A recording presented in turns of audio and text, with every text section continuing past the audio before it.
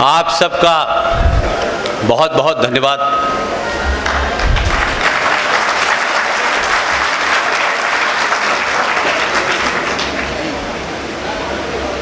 मुझे कभी कभी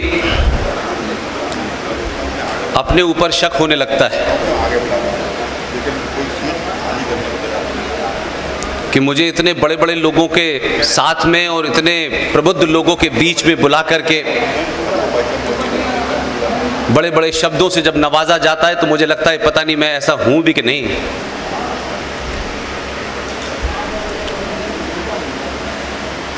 मुझे इस बात की खुशी है कि जब मैं पहली बार आया था तो कुछ कुर्सियां खाली थीं। ये बदलाव है कि 7वीं बार आने पे जगह ही नहीं बच रही।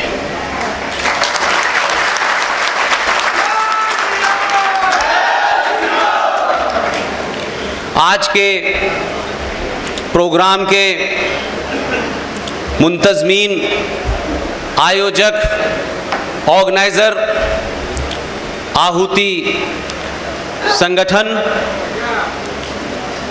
आहुति के अध्यक्ष जनाब अशोक चौधरी साहब, जनाब आर.के. जिंदल साहब और इस प्रोग्राम के संयोजक, कोऑर्डिनेटर, युवा जनाब गौरव शर्मा साहब, उनकी टीम के तमाम सारे लोग और ख़वातीन और हजरात, बहनों और भाइयों,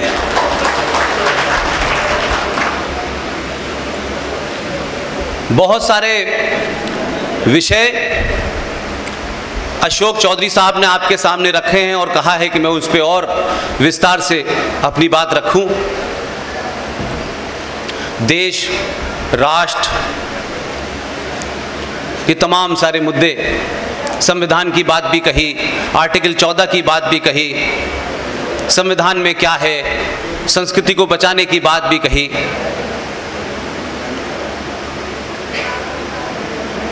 कुछ मुद्दे ऐसे होते हैं जिनको कई सौ साल तक लड़ना होता है, उसके लिए आपके पास समय होता है। आप आज की जगह कल भी लड़ सकते हैं, परसों भी लड़ सकते हैं, 10 साल बाद भी लड़ सकते हैं। कुछ समस्याएं, कुछ चुनौतियां, कुछ संकट ऐसे होते हैं कि उनका इलाज तत्काल करना होता है। इस तथाकथित आजाद भारत में हमने जो असली बातें थी, असली समस्याएं थी, उसको किसी ने नहीं बताया। हजारों संगठन है इस देश में, वो शायद चाहते भी नहीं थे कि आपको ये बातें पता चले। संगठन कभी कभी जब बुढ़े हो जाते हैं तो बीमारियों से ग्रस्त हो जाते हैं, स्वार्थ से ग्रस्त हो जाते हैं, निजी हित में ग्रस्त हो जाते हैं। इसलिए जो मैं बचपन से सुनता आया हूं, व्यक्ति से बड़ा संगठन, संगठन से बड़ा देश, लेकिन उसमें एक लाइन और जोड़ता हूं कि देश से बड़ा राष्ट्र।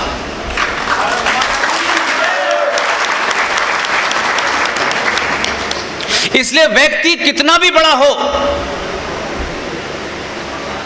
वो महत्वपूर्ण नहीं होता। व्यक्ति आते हैं, संगठन बनते हैं, टूटते हैं, पार्टियां बनती हैं, टूटती रहती हैं, कभी कोई प्रधानमंत्री बनता है, कभी कोई अध्यक्ष बनता है। यह सिलसिला निरंतर रहेगा जब तक मानव जाति इस धरती पर है। इसलिए देश की जब आप चिंता करते हैं तो जो काम इस देश के बुद्धिजीवियों को, शिक्षण संस्थानों को, विश्वविद्यालय को बताना चाहिए था और अगर थोड़ी देर के लिए यह भी मान लूं कि उन लोगों ने कोताही बरती, अपना काम सही तरह नहीं किया, तो हमारे समाज में बड़े बड़े बुद्धिजीवी हैं,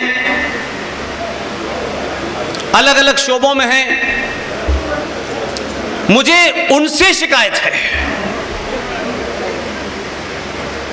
कि कुछ छोटी छोटी बातें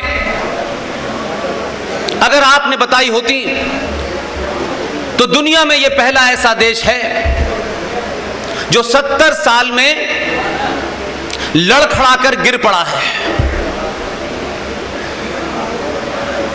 क्योंकि हमने अपने जनमानस को अपने स्वार्थ, अपने निजी फायदे, हम कैसे जीते, किस तरह सत्ता हत्याएं, उन स्वार्थों के लिए न सिर्फ हमने देश के संविधान को दांव पे लगाया, बल्कि यह भी एहसास कराया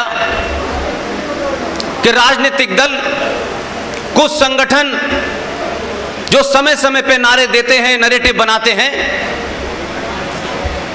वो उनके हित में तो हो सकते हैं, वो कुछ राजनीतिक लाभ हानि तो हो सकती है, लेकिन उन नारों से राष्ट्र नहीं बचाया जा सकता। मैं बात वहां से शुरू करता हूं जो बीच में गौरव भाई ने भी कही, अशोक जी ने भी कही। आखिर हमारी स्थिति ऐसी क्यों है? हम तो हजारों हजारों साल में एक ऐसी परंपरा, एक ऐसी संस्कृति के मानने वाले थे जब विश्व की अर्थव्यवस्था में हमारा 33% कंट्रीब्यूशन था। हमारी परंपराएं इतनी महान थी, हमारा ज्ञान पूरी दुनिया में गया, लेकिन वो देश, वो राष्ट्र, वो संस्कृति आज अपने अस्तित्व की लड़ाई लड़ रही है। और आज भी बहुत बड़ी संख्या में स्वयंभू नेता और संगठन आज की युवा पीढ़ी को संचार क्रांति के दौर में भी मूर्ख बनाने पे लगे हैं।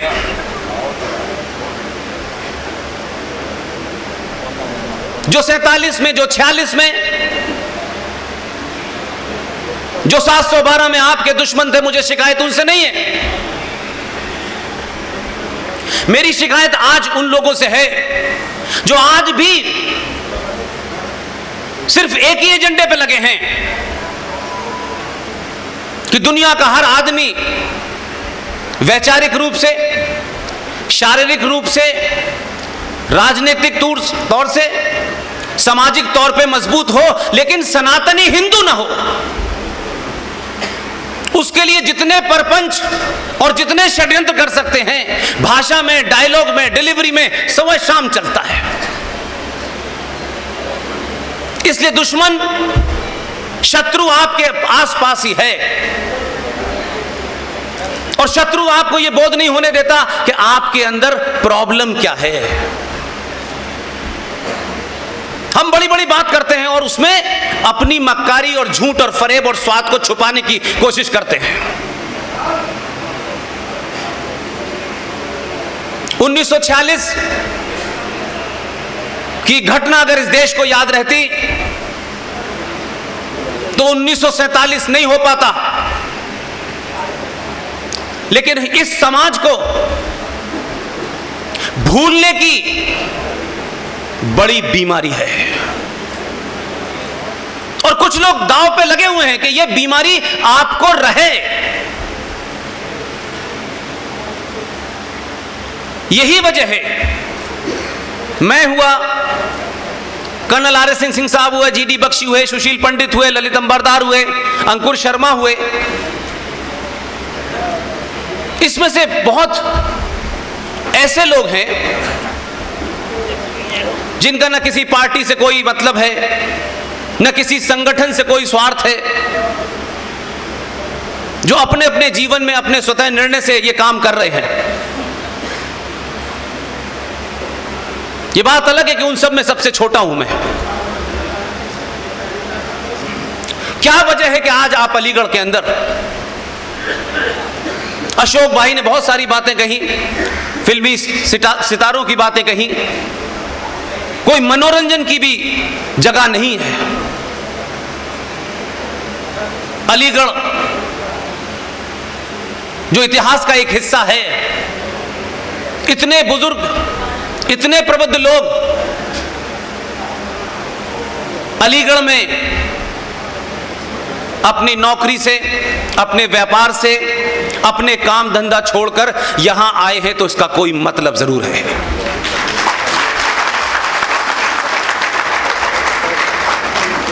कोई बात जरूर है आपके अंदर जो आपको खामोशी और शांति के साथ बैठने नहीं दे रही है। इसीलिए मैंने कहा कि यह महत्वपूर्ण नहीं है कि स्टेज के ऊपर कोई फिल्मी स्टार है कि नहीं है, या आपकी तादाद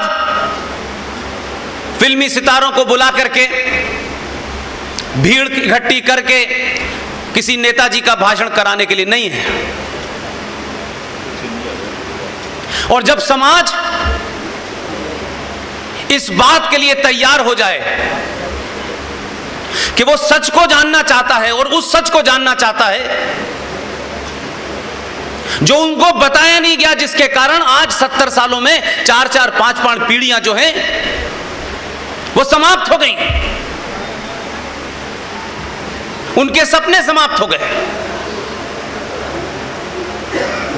इसलिए 1946 आपको याद रखना आवश्यक है, और वो इसलिए कि आप याद रखें 14 अगस्त 1946 हिंदुस्तान में एक पार्टी 1906 में बनी थी। दो घटना है 1946 की, एक 1946 का चुनाव और एक 1946 में शहीद सैयद सोहरावर्दी जो यूनाइटेड बंगाल का चीफ मिनिस्टर था, उन्होंने कोई काम छुपा के नहीं किया, ऐलानिया किया। लेकिन आपके लोगों ने आपको मूर्ख बनाया, कहा कि आंखों पे पट्टी बांध लो। 14 अगस्त 1946 को भारत की धरती पर मुस्लिम लीग के आह्वान के ऊपर बंगाल में जो मुस्लिम लीग का चीफ मिनिस्टर था, उसने डायरेक्ट एक्शन का ऐलान किया। कुर्सी पर बैठा हुआ था, उस वक्त जो भी संविधान था वो उस पर भी लागू था, लेकिन फिर भी उन्होंने उसकी चिंता नहीं की कि लोग क्या कहेंगे, इतिहास मेरे बारे में क्या कहेगा नहीं कहेगा, उन्होंने नहीं सोचा, क्योंकि उनके लिए अपना एजेंडा, लक्ष्य महत्वपूर्ण था। 14 अगस्त 1946 को बंगाल में डायरेक्ट एक्शन हुआ, 15,000 हिंदुओं का कत्ल किया गया। सड़कों पे, गलियों पे, बस स्टैंड पे, रेलवे स्टेशन पे लाशें पड़ी रही, उठाने वाला कोई नहीं था। लेकिन दिल्ली में कुछ लोग भाईचारे के गीत गाते रहे थे। आप उस घटना को न जाने और भूल जाएं, इसका इंतजाम कर रहे थे। लिहाजा आप 14 अगस्त 1946 को भूले, और 1946 में जो इलेक्शन हुआ, उस इलेक्शन के चुनाव नतीजों को भूले, या आपको भुलवाया गया। तो जो आज की स्थिति है, अगर उसे सुधारना चाहते हैं, समझना चाहते हैं, तो उन बीमारियों को जरूर समझें। पहले डॉक्टर भी किसी बीमारी से जब ग्रस्त होता है आप लोग, तो आपकी हिस्ट्री पूछता है। छोटी मोटी बीमारी ठीक कर देता है, लेकिन कुछ बीमारियां ऐसी होती हैं कि आपकी फैमिली हिस्ट्री पूछता है, और फिर पता करता है कि यह बीमारी इनको खानदानी है, तो वहीं से इलाज शुरू करता है, तब आप ठीक होते हैं। जो आपके व्यक्तिगत जीवन में होता है, वही राष्ट्रों और देशों के जीवन में भी होता है। जो कौमें अपने इतिहास को भूल जाती हैं, उनका अस्तित्व समाप्त हो जाता है। यूं तो भीड़ है आप 100 करोड़ इस देश में, बहुत चर्चा होती है 100 करोड़ हैं हम, लेकिन 100 करोड़ होने के बाद भी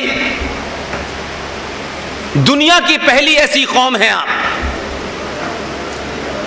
दुनिया के पहले ऐसे लोग हैं आप। 100 करोड़ होने के बाद भी आप भारत की सरकार से घुटनों के बल पिछले 50 साल से एक भीख मांगते हैं। आपको समान नागरिक अधिकार चाहिए। यह दुनिया में पहला देश है जहां का बहुसंख्यक यह मांग करता है और अल्पसंख्यक कहता है हमें नहीं चाहिए।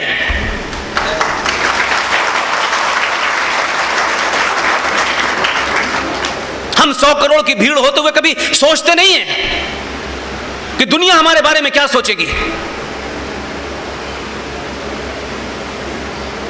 इसलिए 1946 के चुनाव के रिजल्ट याद रखिए, और जब तक आपको तथ्य रेफरेंस आपके मजबूत नहीं होंगे तो आपका तर्क कभी मजबूत नहीं हो सकता। ये 2021 का भारत है। भारत के सनातनी समाज को एक वैचारिक युद्ध को लड़ना है, क्योंकि आप युद्ध लड़े नहीं, क्योंकि आपकी मानसिकता कुछ और है। आप तो कहते हैं कि लड़ने का काम क्षत्रियों का है, हमारा थोड़ा नहीं है कोई काम। जो काम आप प्लासी के युद्ध में कर रहे थे वही आज कर रहे हैं। आक्रांता आपसे लड़ रहा है, छत्री इधर से लड़ रहा है, बाकी इस देश में लोग ताली बजाने के लिए खड़े रहे हैं कि कब इसका परिणाम क्या निकलेगा, और हम सिर्फ ताली बजाएंगे।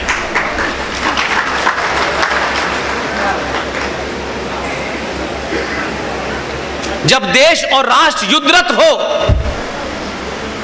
तो ध्यान रखिएगा, वो मां जो चूल्हे पर रोटी भी बनाती है उसका चिमटा भी हथियार बन जाता है।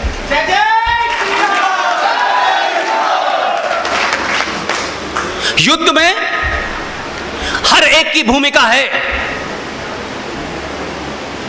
युद्ध के समय जब विदेशों से युद्ध होता है तो आपके पास सिर्फ यही खबरें आती हैं, 5 सैनिक उधर के मारे गए, 2 हमारे मारे गए। वो सैनिक आखिरी पंक्ति है, उसके पीछे कई 10 पंक्तियां खड़ी हैं, तब वो गोली चला पाता है। उनकी चर्चा नहीं होती, उनकी भूमिका कितनी महत्वपूर्ण है। इसलिए हम सब सत्ताओं के पीछे दौड़ते हैं, कभी इस पार्टी को पकड़ा, कभी उस पार्टी को पकड़ा, कभी हम ब्राह्मण हुए, कभी हम ठाकुर हुए, कभी हम दलित हुए, कभी हम यादव हुए। जब इससे दिल नहीं भरा तो सत्ता के दलालों ने आपको एक शब्द निकाला, ये महापिछड़ा है, ये महादलित है, ये अमीर ब्राह्मण है, ये गरीब ब्राह्मण है। और हम सब अपने स्वार्थों के लिए, चंद नेताओं से नजदीकी के लिए, मेरा स्वार्थ पूरा हो जाए, इसलिए उन सब नारों को आगे बढ़ाया हमने। लिहाजा कभी आपने सामूहिक तौर पर एक राष्ट्र के रूप में नहीं सोचा। हम देश की चिंता करते हैं और हर बार देश के बारे में कहते हैं। एक देश था, दुनिया का बड़ा ताकतवर देश था, जिसे सोवियत यूनियन कहा करते थे। दुनिया के आधुनिक हथियार थे, हजारों लाखों मिसाइल थी उनके पास। दुनिया डरती थी रूस से। एक ही गलती की उन्होंने सेना लगा करके देश बचाया। लेकिन राष्ट्र के लोग कायर हो गए, इसलिए 24 टुकड़े हो गए।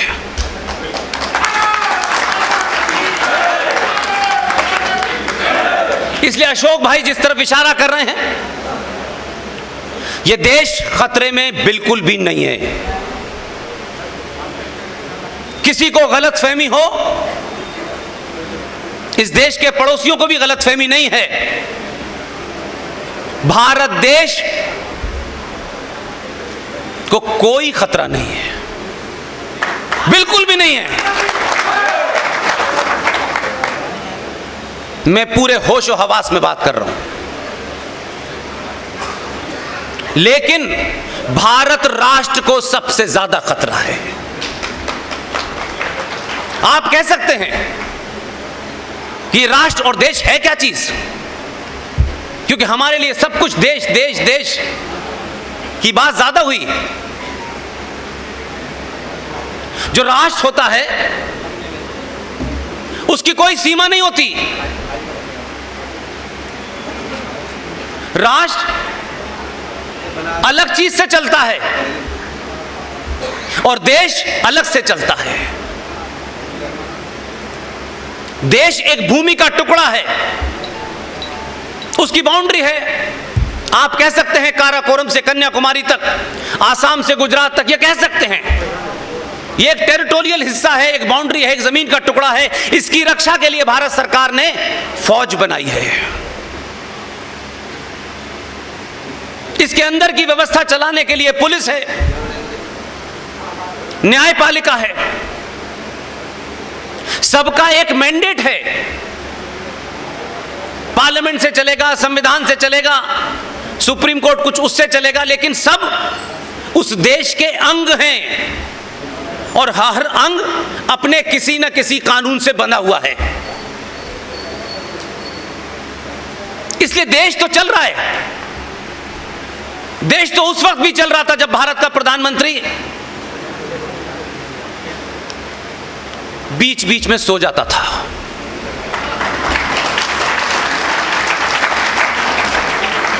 देश तो उस वक्त भी चल रहा था,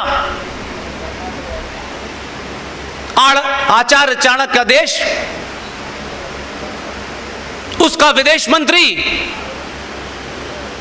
यूएनओ में खड़ा होता है, उसकी बारी आती है कि उसे भारत का पक्ष रखना है। जरा सोचिए दुनिया आपके बारे में क्या सोचती होगी। एक विदेश मंत्री खड़ा होता है, यूएनओ में अपना भाषण पढ़ता है, आधा भाषण पढ़ चुका होता है, तब सेक्रेटरी भागा हुआ भाग जाता है कि ये पुर्तगाल का पढ़ रहे हैं, ये इंडिया का नहीं है। मैं खुश नहीं होता, ताली नहीं बजाता, मुझे दुख होता है। दुनिया हमको क्या समझती होगी, क्या बौने लोग हैं भाई? क्या 150 करोड़ लोगों में इनको ठीक लोग नहीं मिलते, या किसी को भी चुन लेते हैं और किसी को भी भेज देते हैं? हमारे परिवार में कोई बेटा या बेटी घर से बाहर निकलता है, कहीं जाता है, इंटरव्यू के लिए जाता है, किसी दूसरे से मिलने जाता है, तो माँ बाप कहते हैं कपड़े ठीक है पहन के जाना, ठीक से बाल बना के जाना।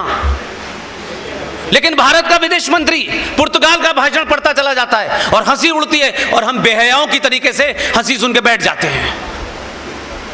इसमें आत्मचिंतन नहीं होता, इसमें किसी की आत्मा नहीं जागती, किसी को गुस्सा नहीं आता। हम वहां से चले हैं, हमें जहां जाना चाहिए था हम नहीं पहुंचे हैं, लेकिन अब हमें बहुत जल्दी है, हम सब कुछ कर लेना चाहते हैं। इसलिए देश सुरक्षित है, इतना सुरक्षित है कभी उतना सुरक्षित था ही नहीं।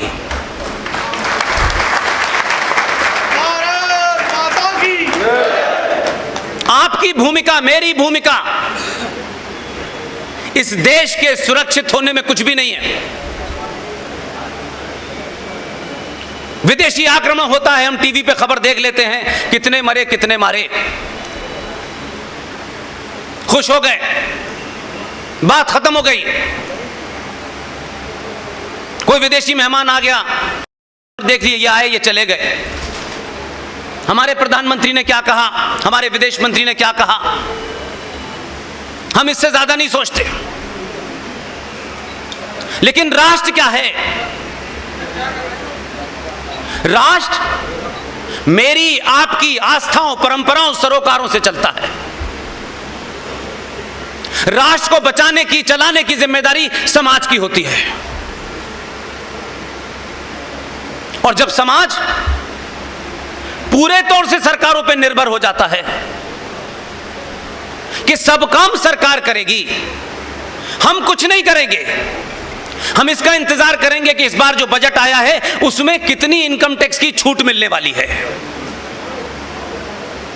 आज पेट्रोल की कीमत कितनी है? कम क्यों नहीं हुई, ज्यादा क्यों नहीं हुई? प्याज क्यों बढ़ गई?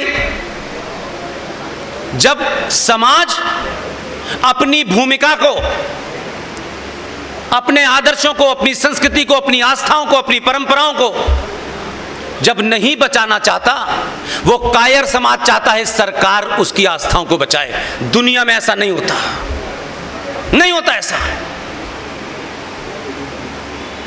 इसलिए स्टेट या राज्य जो होता है, जिसे आप देश कहते हैं, वो ऐसे कायर समाज के साथ नहीं खड़ा होता।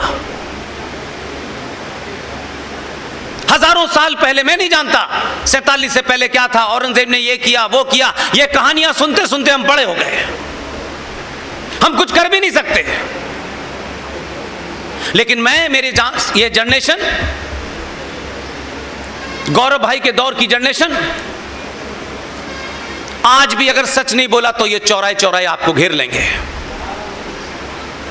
आप भाग नहीं सकते हैं। इस संचार क्रांति ने आपके झूठ की पोल खोल दी है। इसलिए मेरा काम कोई और करेगा, मैं सिर्फ अपने बेटे को सीईओ बनाऊंगा, जुगाड़ तुगाड़ करके उसे अमेरिका भेज दूंगा। भारत में और लोग हैं, ये देश चलाएंगे। भगत सिंह किसी को बनना है बने, सुभाष बनना है बने, लेकिन मैं चाचा नेहरू बनूंगा भाई।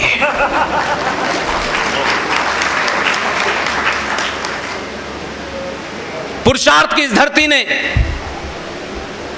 आचार्य चाणक्य की धरती में, चंद्रगुप्त की धरती में बौने पैदा हो रहे हैं।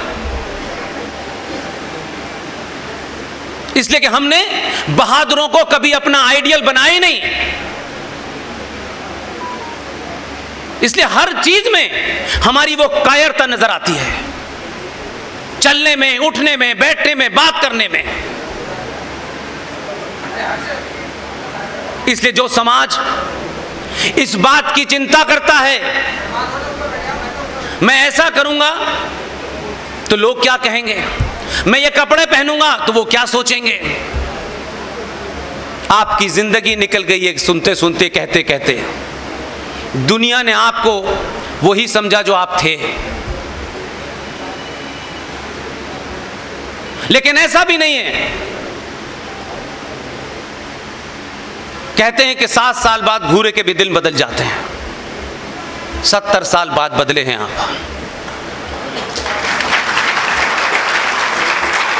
आपने तमाम प्रयोग कर लिए हैं, जातियों के, इलाके के, यहां के, वहां, सारे प्रयोग, कोई बचा ही नहीं। इसलिए आज की समस्याएं वो नहीं है जो हम समझ रहे हैं, वो चुनौतियां जिन्हें आप समझ रहे हैं वो नहीं है। और यह काम जरूरी नहीं है कि पॉलिटिकल पार्टी के लोग, किसी संगठन के लोग ये आपको बताएंगे। हम भी आप ही के बीच से नौकरी करने गए थे, यह एहसास हो गया कि ये करते करते शायद वो बात नहीं हम कह पाएंगे, क्योंकि हमको कहीं नौकरी करनी है। इसलिए सबने अपनी अपनी भूमिका तय की और उस दिन यह तय करा, किसी राजनीतिक दल और किसी सरकार का कोई पद डायरेक्टली इनडायरेक्टली हम नहीं लेने वाले हैं। हम जिस पर्पस के लिए आए हैं, हमारी बात 2 लोग भी सुनेंगे तो भी इसी वलवले और जज्बे के साथ कहेंगे, और करोड़ों सुनेंगे तब भी यही कहेंगे। हमें इस बात की चिंता नहीं है कि हमारी बात कितने लोग सुनते हैं। आपकी मौजूदगी मुझे यह बताती है कि आपके अंदर एक हलचल पैदा हो गई है। यह हलचल आपको सोने नहीं देगी, ध्यान रखिएगा। आपकी बहनों को, माओं को, बेटियों को, पत्नियों को सोने नहीं दे रही है। अभी मुझे होटल में कोई साहब मिलने आए थे, मैं नाम नहीं जानता, बोले आप मेरे घर में झगड़ा करा देंगे। बोले सोते वक्त मैं बेडरूम में आपकी स्पीच सुनता हूं और बीवी गुस्सा करती है। ये दोनों तरफ है, ये दोनों तरफ है, ध्यान रखिएगा। इसलिए जो भी बिना किसी स्वार्थ के दुनिया में बोल रहे हैं, आज वो किसी बड़े से बड़े नेता से ज्यादा बड़े हैं।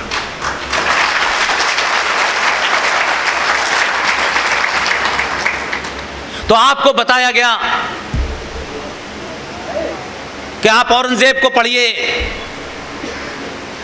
इरफान हबीब ने यह लिख दिया है, रोमिला थापर ने लिख दिया है। हमेशा ध्यान रखिए, मक्कार लोग हमेशा लक्ष्य पे आपकी निगाह न जाए, इसलिए बार बार आपको कहीं और तरफ इशारा करते रहते हैं, ताकि आप अगर जान गए, लक्ष्य को समझ गए, तो हो सकता है उनको भी धक्का दे दें आप। इसलिए 1946 की डायरेक्ट एक्शन और 1946 का चुनाव याद रखिए। पूरे देश की जो नेशनल असेंबली थी हमारे यहां, उसकी 1585 सीटें थी कुल मिलाकर। उसमें 492 सीटें मुसलमानों के लिए सुरक्षित थी। पूरे देश में कोई 130 सीटें या 112 सीटें लोकसभा की थी, उसमें भी 30 सीटें सुरक्षित थी। चुनाव हुआ इस बुनियाद पे हुआ कि मुस्लिम लीग पाकिस्तान का नारा लगा करके चुनाव लड़ रही थी। और कुछ भी ऐसी चीज नहीं जो मेरे पास है, जो आपके पास नहीं है, आप जा करके ढूंढ सकते हैं। सारे नारे, सारे रिजल्ट भारत की आर्काइव में मौजूद हैं और आपके मोबाइल पे भी मौजूद है। उनका नारा था, लेके रहेंगे पाकिस्तान, मर मर के लेंगे पाकिस्तान। 492 मुसलमानों के लिए जो सीटें आरक्षित थी, उसमें से 429 सीटें मुस्लिम लीग जीती। इसी बुनियाद पर जीती। उन्होंने अपनी बात नहीं छुपाई, सोहराबुद्दीन ने अपनी बात नहीं छुपाई, सोहरावर्दी ने। लेकिन आप किसी दुनिया में थे, आपके नेता, आपके संगठन कुछ और ही आपको समझा रहे थे। उधर मत देखो, उधर देखोगे तो फिर हमारी पोल खुल जाएगी। इसलिए यह बहुत जरूरी है, और मैं खुश हूं इस बात से कि एक लंबे समय के बाद एक ऐसा शख्स सत्ता में आया है। आपको हजारों बातें उनकी अच्छी बुरी लग सकती हैं। मैंने कहा मेरे मूल में देश नहीं है, मेरे मूल में राष्ट्र है, इसलिए मैं उन चीजों की तारीफ खुल के करता हूं।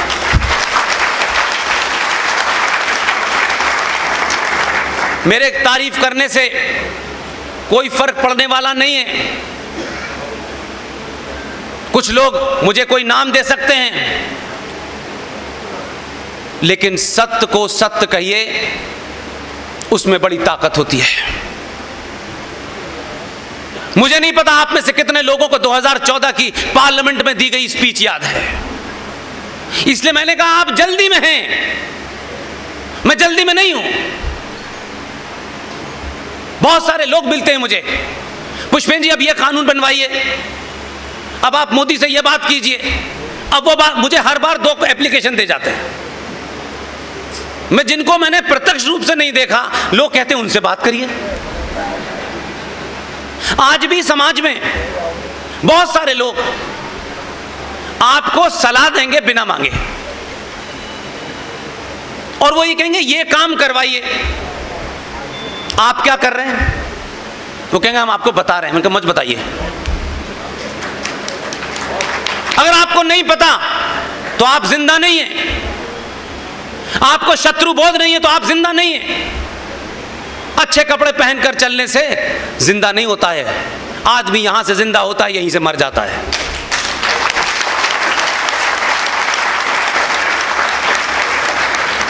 मैं बार बार इस बात को घुमा फिरा कर कहता हूं, एक बार यहां साफ कर लीजिए कि आपकी समस्या है क्या, आप चाहते क्या हैं।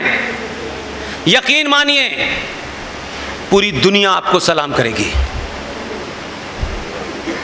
या जब तक आप खुद नहीं कुछ कर पा रहे हैं तो जो कर रहा है कम से कम उसके साथ खड़े हो जाइए।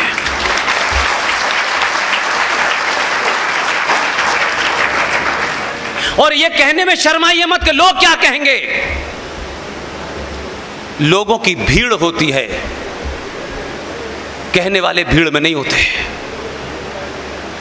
2014 में जब ये पहला भाषण अशोक भाई दिया, जिंदल साहब, आप सबने सुना होगा। इतनी जल्दी में हैं लोग कि उनको लगता है कि भाई सुबह घोषणा करे कि ये हिंदू राष्ट्र हो गया, शाम को भारत माता की जय हिंदू राष्ट्र हो गया, और उसके बाद किस चौराहे पे कौन सा जिहादी किसे मार रहा है उसकी बात मत करो यार। हिंदू राष्ट्र हो तो क्या, बस दुगना खाना खा लीजिए। हम इससे ज्यादा कुछ और नहीं चाहते। 2014 में पार्लियामेंट में दिया गया एक भाषण का हिस्सा है, मैं बार बार आपको याद दिलाता हूं और उसको जोड़ के बताऊंगा कि मैं आपके बीच में अशोक चौधरी साहब के आदेश पे आता हूं। मैं इनका धन्यवाद करता हूं कि मेरे अपने शहर में अपने लोगों के बीच में मुझे बोलने का मौका देते हैं। नहीं तो ये पुरानी कहावत है, अच्छे अच्छों की घिग्गी बन जाती है अपनों के सामने बोलने में। लेकिन ये ताकत इसलिए है कि मैं इसी मिट्टी में पैदा हुआ हूं और उस जगह पैदा हुआ हूं जहां से पाकिस्तान पैदा होने और बनने की राजनीति शुरू हुई थी। इसलिए आप सीख सकते हैं, सीखना चाहिए। कुछ कुछ समय में कभी कभी परिस्थितियां आपको बहुत कुछ सुनने समझने का मौका देती हैं। पार्लियामेंट का एक भाषण याद रखिएगा, एक ही भाषण था उनका, एक लाइन बोली उन्होंने, कुछ लोगों को इतनी जोर की तीर कमान की तरह लगा कि जिस देश में जहां जहां वो हैं वहां 2 दिन तक वो अपनी जगह खड़े होकर उछकते रहे। सिर्फ उसने इतना ही कहा कि हमें 700 साल की गुलामी के बाद आजादी मिली है।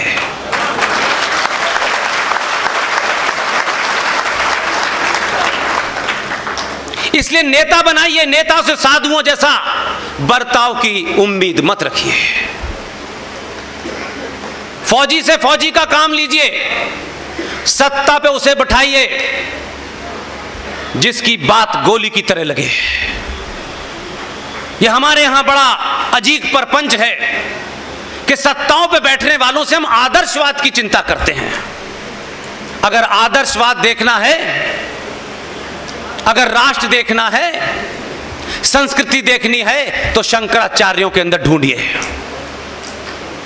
देश का प्रधानमंत्री एक तथाकथित आपका आदर्शवाद के लिए नहीं आया है।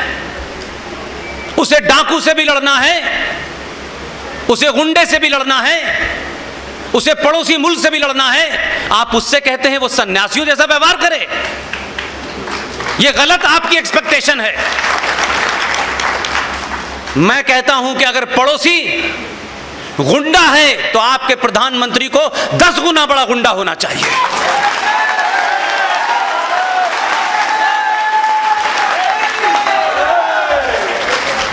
वो देश चलाने के लिए गया है, घर चलाने नहीं गया। किसी मंदिर का पुजारी नहीं है भाई।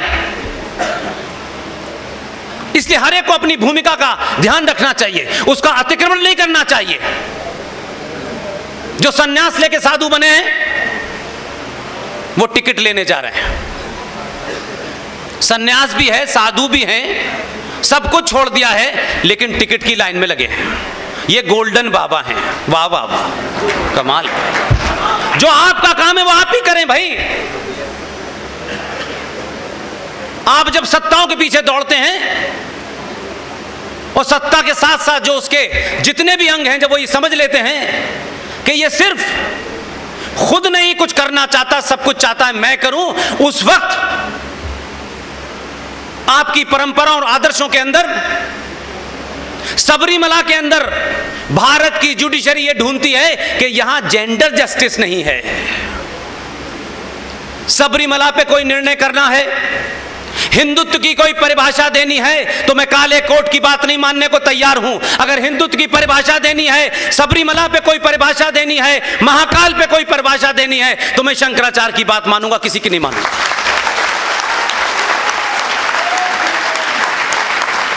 लेकिन आप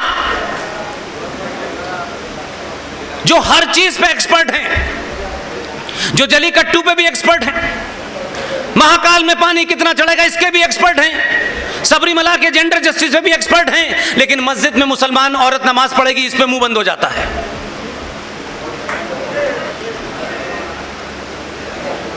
इसलिए होता है कि आप 100 करोड़ की गिनती में हैं, एक भीड़ है, और भीड़ से कोई नहीं डरता। इसी भीड़ में से 4 लोग तय कर लें कि इस देश की सुप्रीम कोर्ट जो एसी चैंबर में बैठ के आपको कोई आदेश देती है, आदेश तो देती है लेकिन लागू नहीं करवा पाती, क्योंकि उनको उसका मतलब पता है। और आपके ऊपर आदेश होता है तो आप दूसरे दिन से मानने लगते हैं। तो ये जितने भी अंग हैं वो ये जानते हैं कि आप भीड़ हैं और कायर हैं और डरपोक हैं, कुछ कर नहीं सकते। इसलिए आपकी तमाम सारी ख्वाहिशें, तमाम सारी चाहतें सरकार से हैं। अब संकट बढ़ गया है, सरकार परिवार नियोजन का कानून बना दे। परिवार नियोजन से बच्चे रुक रहे हैं। हम तो जब छोटे थे तो दीवारों पे लिखा रहता था हम दो हमारे दो, आपने उसे अपना लिया, उन्होंने नहीं अपनाया तो गलती आपकी है उनकी है।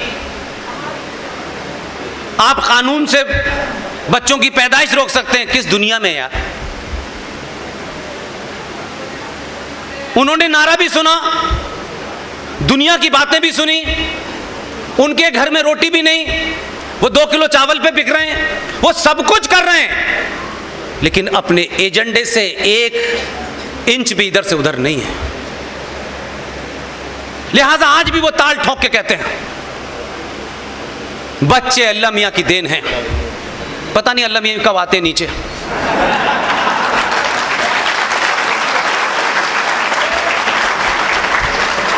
आप हर समस्या का हल सरकार से क्यों निकलवाते हैं भाई? सरकार देश चलाने के लिए है, राष्ट्र चलाने के लिए नहीं है।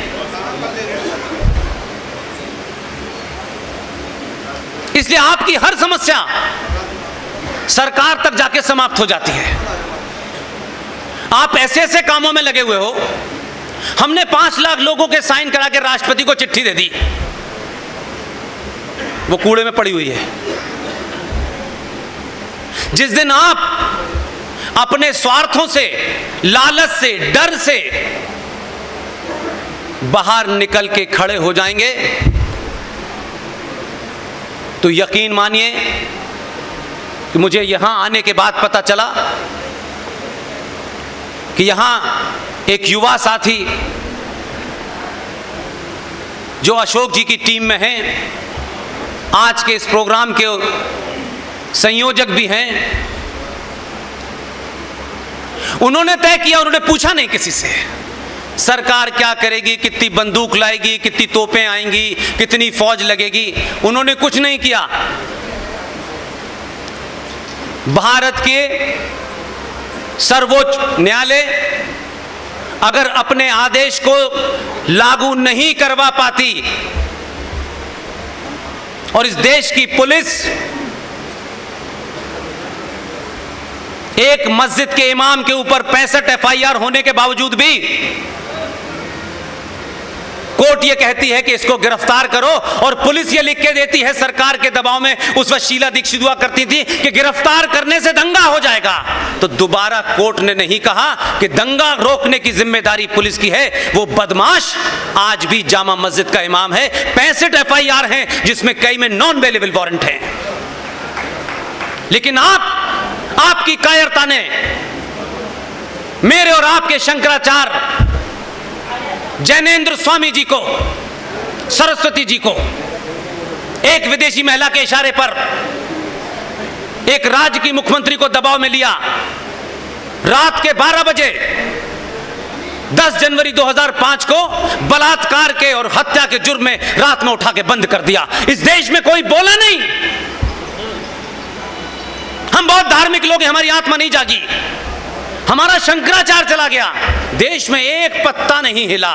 उनका एक गुंडा दिल्ली की जामा मस्जिद में बैठा है, उसको सरकार गिरफ्तार नहीं करती, कोर्ट रिमाइंडर भेजता है और पुलिस कहती है कि इसको गिरफ्तार करने में दंगा हो जाएगा। तो अगर दंगा हो जाएगा तो आपको दंगा करने से किसी ने रोका है क्या?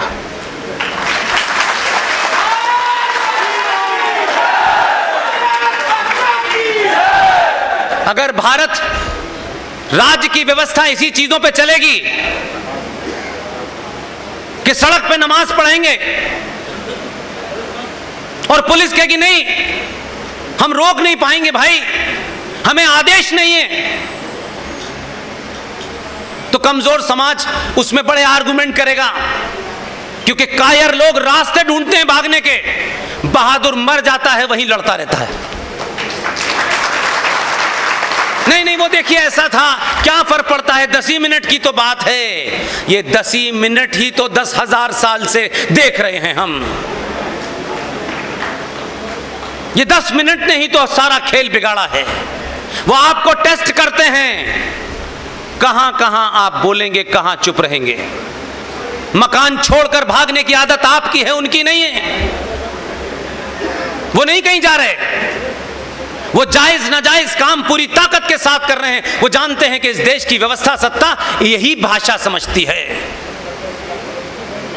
इसलिए मुझे खुशी है कि संविधान का पालन करते हुए, आईपीसी धाराओं की तमाम जिम्मेदारियों को निभाते हुए आपने उसी भाषा में जब जवाब दिया, गौरव शर्मा की पूरी टीम जो यहां मौजूद हैं और जो यहां मौजूद नहीं है, और मेरी आवाज जहां तक भी जा रही हो, वो ध्यान रखें, हर जिले में 500 गौरव शर्मा पैदा कीजिए, सड़क पे नमाज करना बंद हो जाएगी।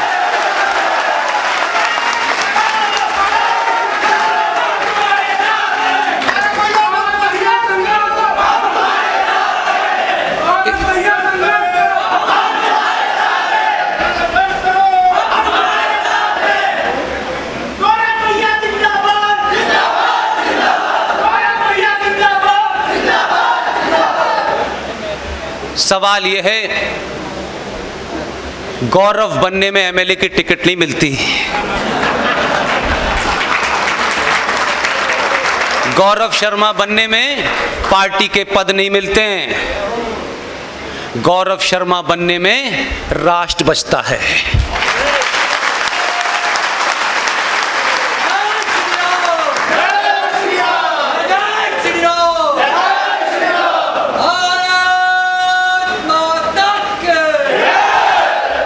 आपके प्रोग्राम जब शुरू हुआ तो वंदे मातरम गाया गया, और वंदे मातरम कब शुरू हुआ कब खत्म हुआ मुझे पता नहीं चला। इसलिए मैं आप सबसे 2-3 चीजें साझा करना चाहता हूं। मैं अभी कानपुर में था, विश्व हिंदू परिषद का स्थापना दिवस था, वहां मैंने ये मुहिम नहीं शुरू की। मैंने कहा इस मुहिम को मैं अपने घर अलीगढ़ से शुरू करूंगा। और जब कोई बात मैं सार्वजनिक करता हूं, उससे पहले उसके बारे में जितनी भी रिसर्च हो सकती है वो सब करने के बाद कहता हूं, ताकि कल कोई आप पे सवाल ना उठाए। वंदे मातरम को गाया गया और वंदे मातरम समाप्त हो गया।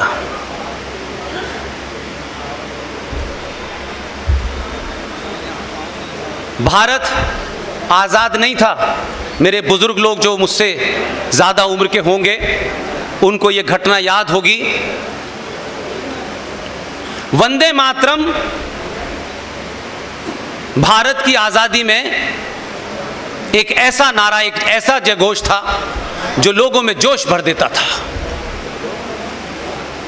1937 में छोटे भाई का पजामा बड़े भाई का कुर्ता पहने कुछ लोग, यकायक उनके अंदर एक आत्मा जाग गई उनकी, और उन्होंने ऐसा माहौल क्रिएट किया कि देखिए साहब, ये जो वंदे मातरम है इसमें देवी देवताओं के नाम आते हैं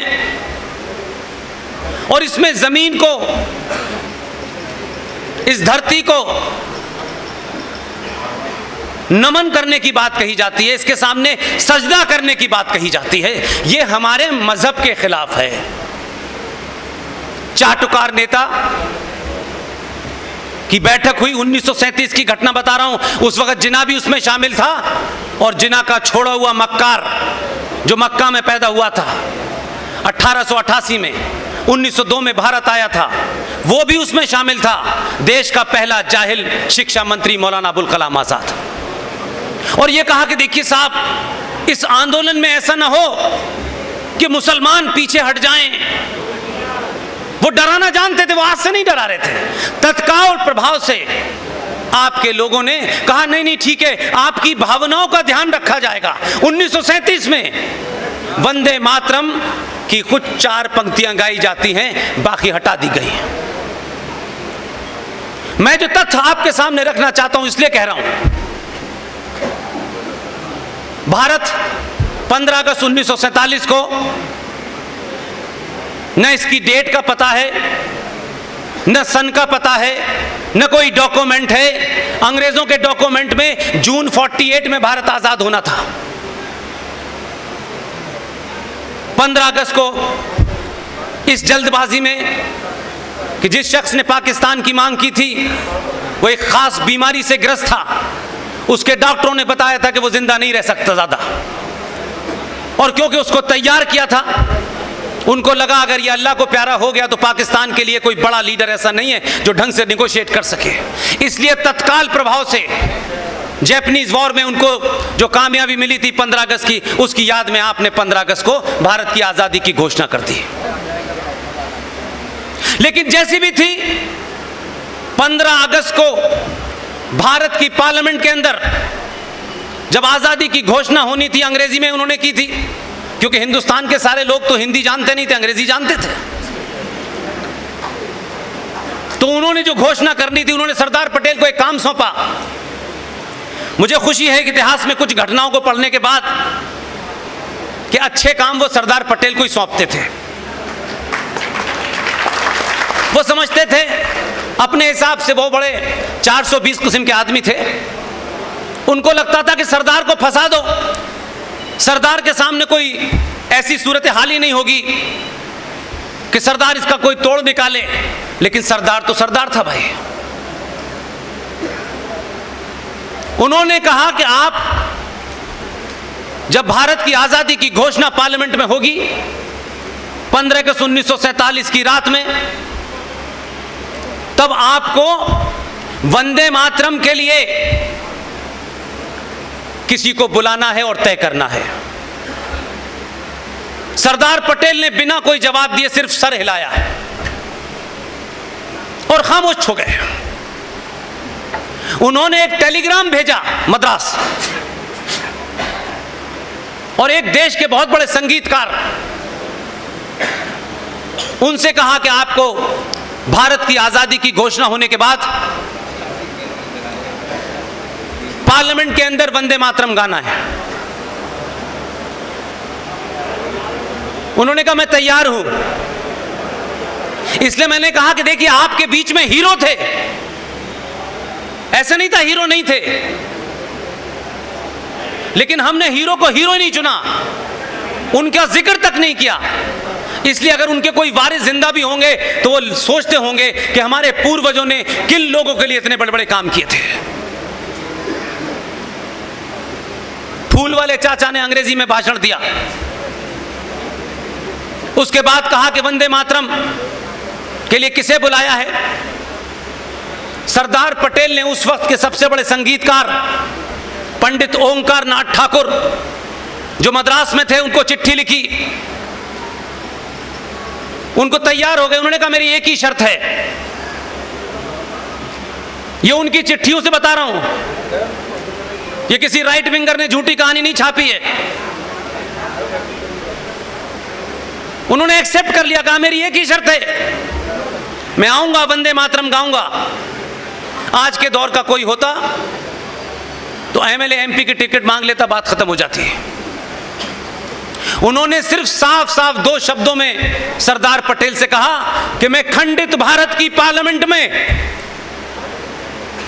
खंडित वंदे मातरम नहीं गाऊंगा।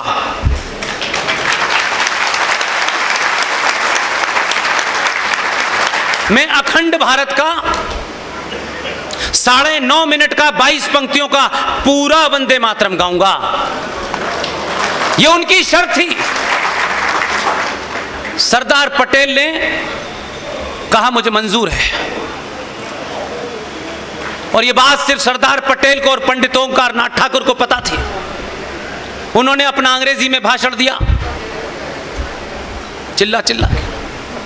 वो नीचे उतरे, उन्होंने पंडित जी की तरफ देखा, उन्होंने पंडित ठाकुर ओंकार नाथ की तरफ देखा, उनका आपको वंदे मातरम गाना है।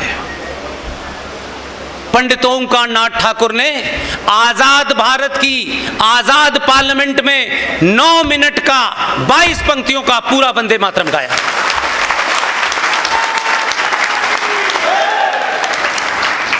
यह बात इसलिए बता रहा हूं मैं आपको, आजाद भारत 15 अगस्त में हुआ। उस दिन के बाद से जो भी कुछ भारत की पार्लियामेंट में हुआ मेरे ऊपर वो लागू होगा, या 1937 में 2 दलालों ने क्या समझौता किया मेरे ऊपर लागू नहीं हो सकता।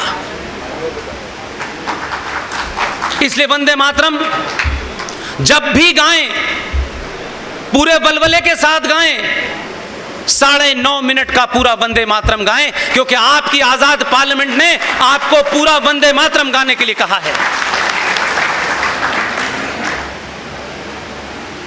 लिहाजा मैं अलीगढ़ से यह मुहिम चाहता हूं।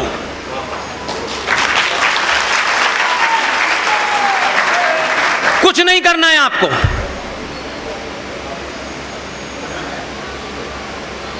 ये 5 वक्त जो गधे की तरह रेंगते हैं, कुछ नहीं कहना है उनसे। पता नहीं जब लाउड स्पीकर नहीं था तो अल्लाह कैसे सुनता था।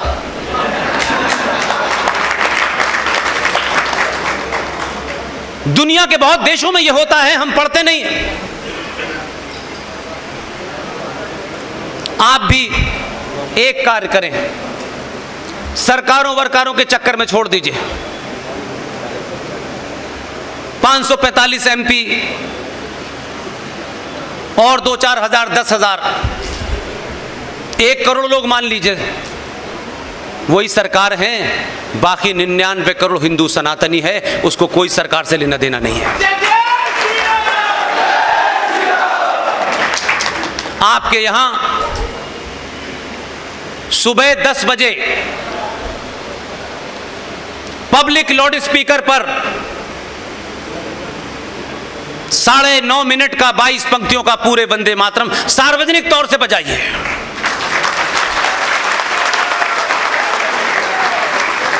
शाम 5 बजे फिर बजाइए। और इस देश की एक महान गायकार लता मंगेशकर जी ने वो पूरा गाया है। मैंने चौधरी साहब को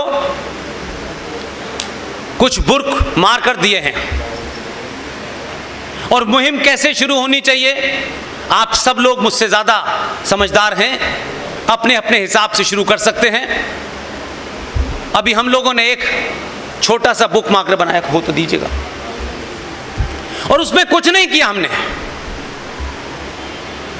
उसमें छत्रपति शिवाजी भी हैं, उसमें सावरकर भी हैं, उसमें महाराणा प्रताप भी हैं। ये कुल मिला के 3 तस्वीरें एक तरफ, 3 तस्वीरें एक तरफ छापी हैं। बॉम्बे में जो हमारे मित्र लोग हैं उन्होंने हमारी उसमें मदद की और उस बुक मार्क के अंदर हमने सिर्फ एक ही काम किया है। ये बहुत छोटा सा एक बुक मार्क बनाया है। आप किताब पढ़ते हैं उसमें बुक मार्कर लगाते हैं। इसमें एक तरफ भगत सिंह हैं, चंद्रशेखर नहीं, सुभाष भाई हैं, सावरकर हैं। दूसरी तरफ इसमें पृथ्वीराज चौहान है, महाराणा प्रताप है और शिवाजी हैं। ये तो तस्वीरों की बात रही, इनका जन्म कब हुआ था और ये कब गए हमने इसमें नीचे लिख दिया है, बच्चों को इनकी वीर गाथा सुनाएं। लेकिन इससे ज्यादा हमने इसमें एक नया एक्सपेरिमेंट किया है। इसमें नीचे एक QR कोड बना हुआ है, इसको स्कैन करेंगे, लो लता की आवाज में पूरा आपको वंदे मातरम मिल जाएगा।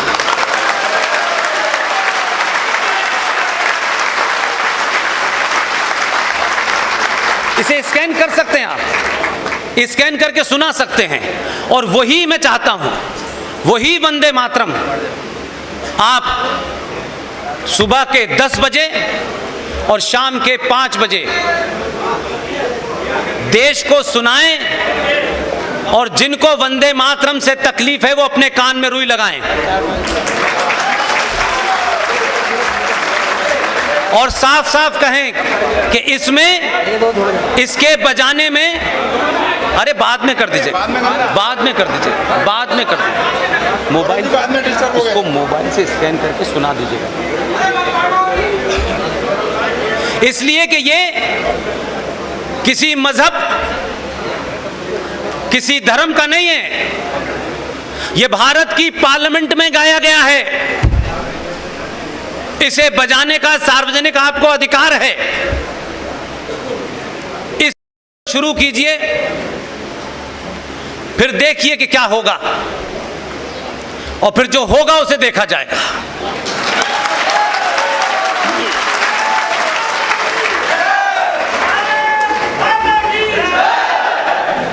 यह भी बात ध्यान रखें कि मैंने बहुत सारी बातें कही, आप लोगों से हो सकता है आप निराश हो जाएं कि मैं तो कमियां गिनाता हूं।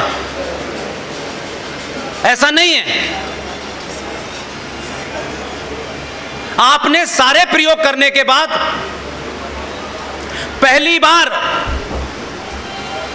मैं सिर्फ आजाद भारत की बात नहीं कर रहा हूं, मैं कम से कम 700 सालों के भारत की बात कर रहा हूं। 700 साल में आपको पहली बार यह एहसास हुआ कि आप सनातनी हिंदू पहले हैं, बाद में ब्राह्मण ठाकुर यादव हैं।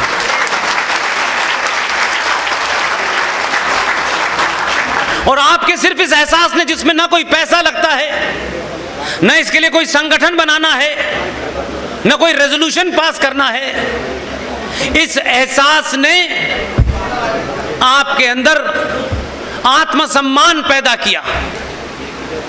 इस एहसास ने आपके अंदर एक चेतना पैदा की। उस आत्मसम्मान और चेतना का परिणाम यह हुआ कि पहली बार आपने सही जगह बटन दबा दिया। और बटन दबाया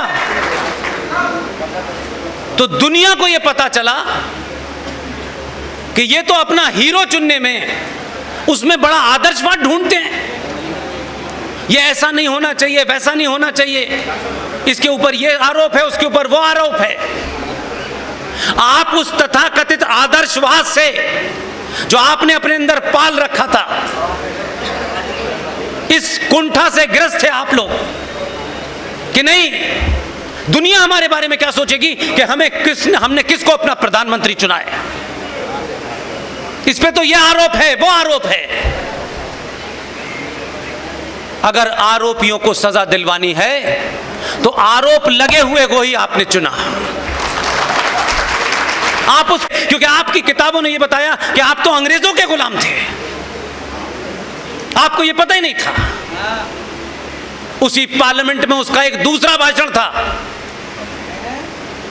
मैं किसी रेफरेंस की वजह से यह आपको पीछे की बात सुना रहा हूं, हो सकता है पहले आपने मेरे भाषण में सुनी हो। आपने उसको एक कहानी सुनाई, उसने बहुत लोगों ने कहानी सुनी, भूल गए। उसने एक कहानी सुनाई आपको, एक शेर की। मुझे नहीं पता आपने सुनी कि नहीं सुनी। एक शेर की कहानी सुनाई पार्लियामेंट में खड़े होकर के। उस कहानी को सुनाने के लिए बड़ा जिगरा चाहिए।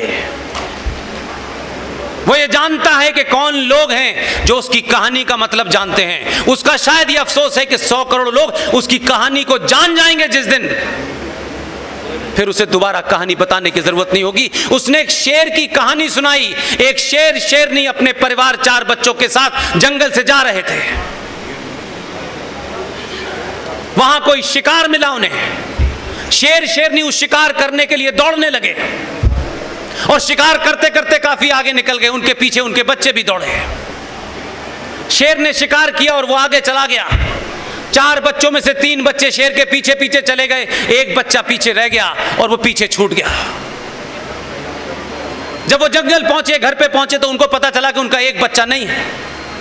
उनकी मां बड़ी परेशान हुई और लंबे समय तक वो उसको ढूंढते रहे, वो बच्चा मिला नहीं। उस जंगल में भेड़ियों का एक झुंड रहता था। वो शेर का बच्चा भेड़ियों के बीच में रहने लगा और उसके अंदर भेड़ियों जैसी आदत पड़ गई। बहुत समय के बाद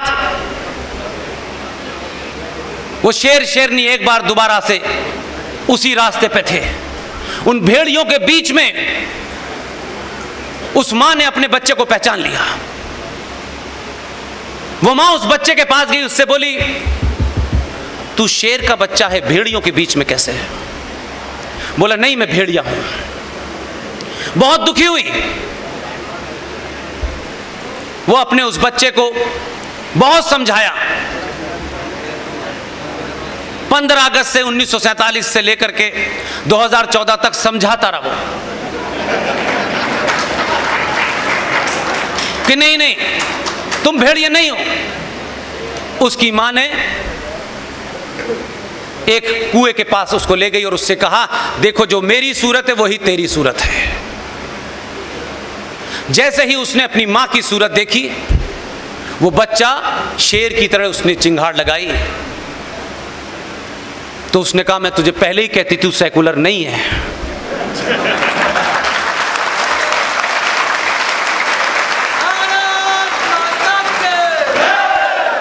तू शेर का बच्चा है, भेड़ियों के बीच में रह के तू भेड़िया नहीं हो सकता, तू असल में शेर का बच्चा है। उसने एहसास कराया।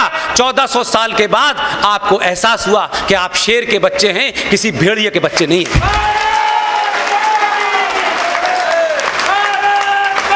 वहां से सिलसिला शुरू हुआ और पिछले महीने का वाकया अगर याद हो तो ध्यान से सुनिएगा। घटनाएं छोटी छोटी होती हैं। राष्ट्रों के जीवन में 50 साल एक लम्हे के बराबर होता है, लेकिन उस 50 साल के एक लम्हे को भी, उसका 1000वां हिस्सा भी अगर आपकी समझ में आ जाए, हमारी समझ में आ जाए, तो फिर दुनिया में कोई आपको हरा और डरा नहीं सकता।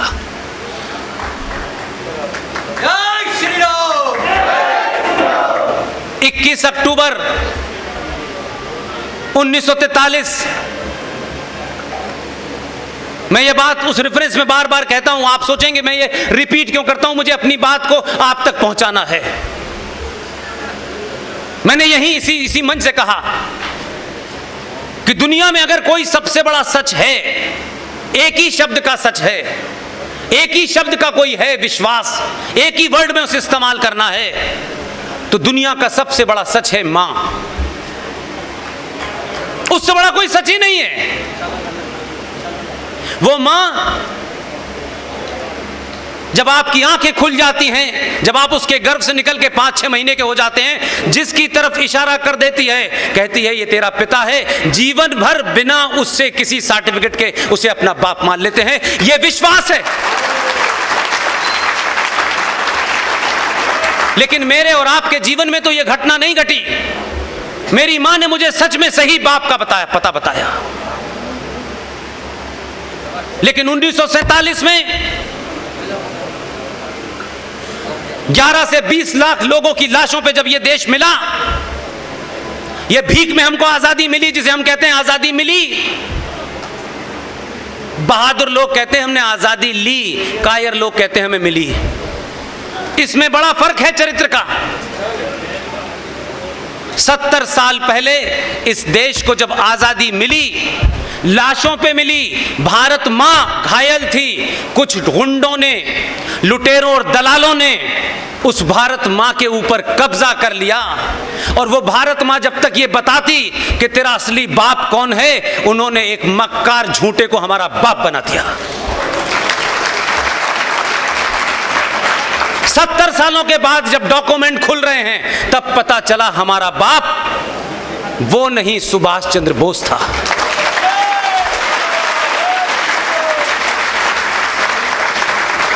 इसलिए जब आपको अपने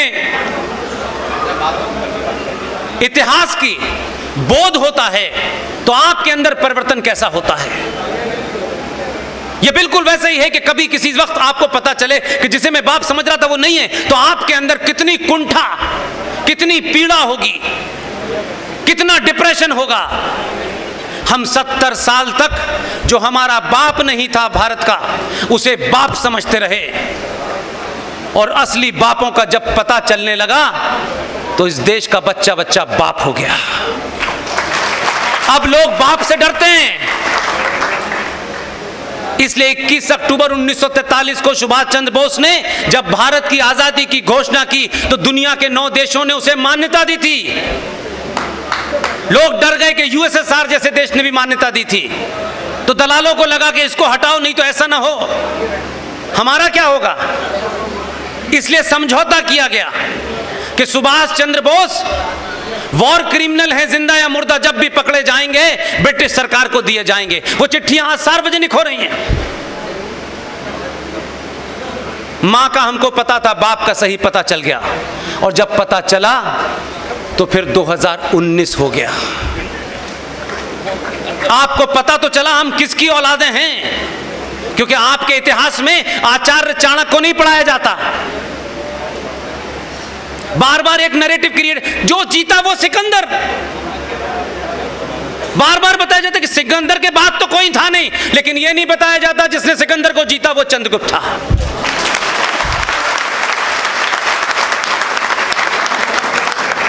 इसलिए गलत इतिहास राष्ट्रों में, कौमों के अंदर कैसी कुंठा पैदा करता है, भारत उसकी जीती जागती मिसाल है।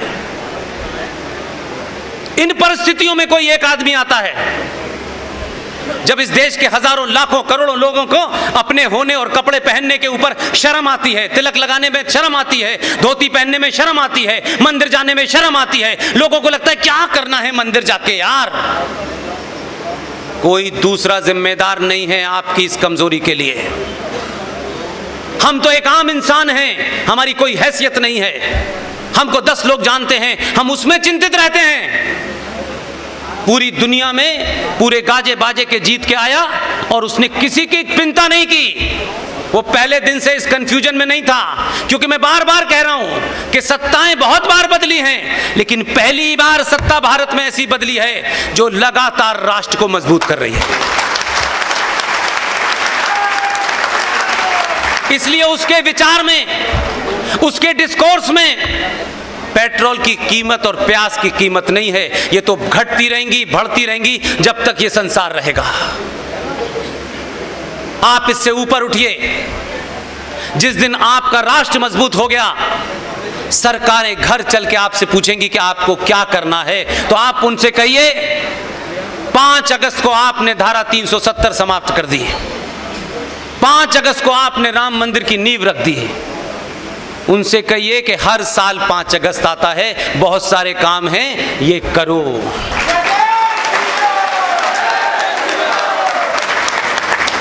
इसलिए हमारी टीम के एक साथी ने बनारस में काशी के मंदिर के ऊपर जो पिटीशन डाली है उस पर नोटिस हो गया है।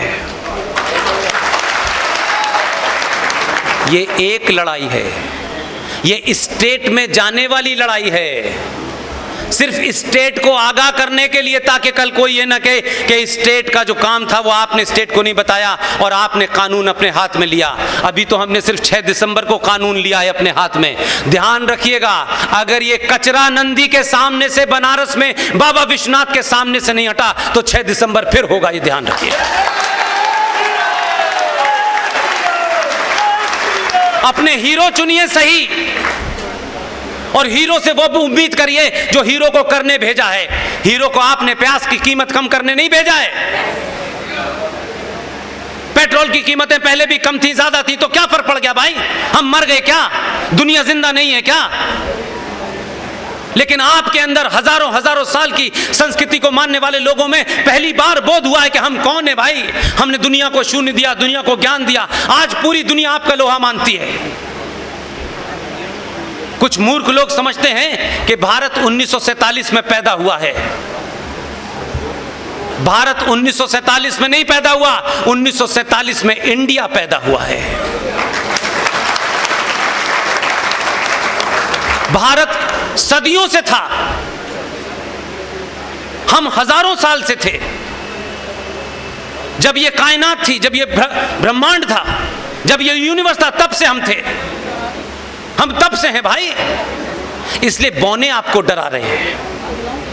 मुझे दुख यह है कि आपको कोई बहादुर डराता तो हम मान भी लेते कि आप बहादुर से हारे या डरे, लेकिन आपके ऊपर तो गुलाम वंश भी राज करके चला गया। हम किस बहादुरी की बात करते हैं? दिल्ली में जाइए, इसलिए कहा सिर्फ तथ्यों पे बात कीजिए।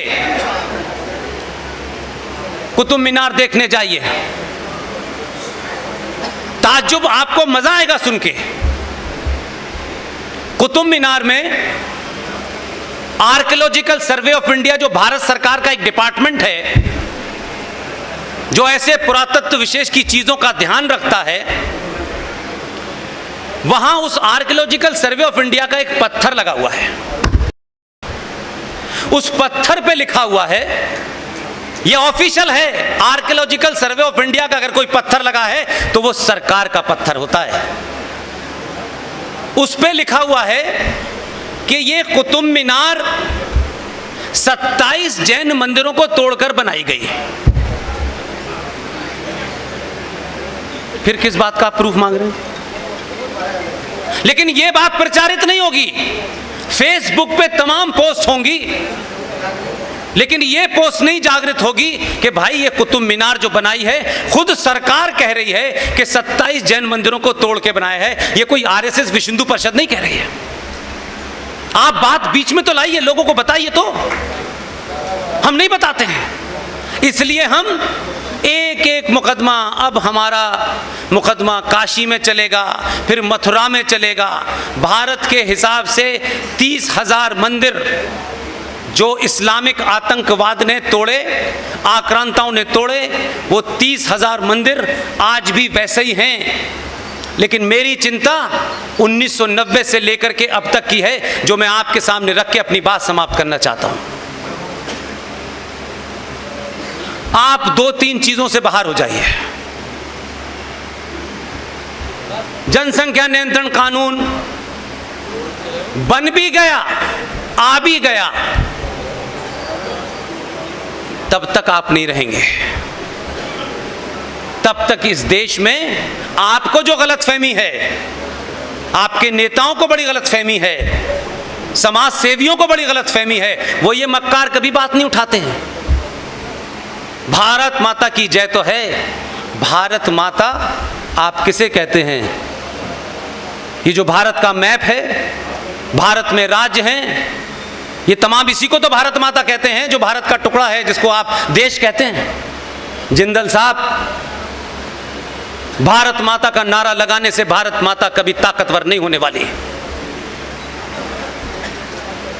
इसमें लगी हुई बीमारी को, वो कितनी भी बुरी हो, कितनी भी सख्त हो, आपको चिल्ला के कहना पड़ेगा।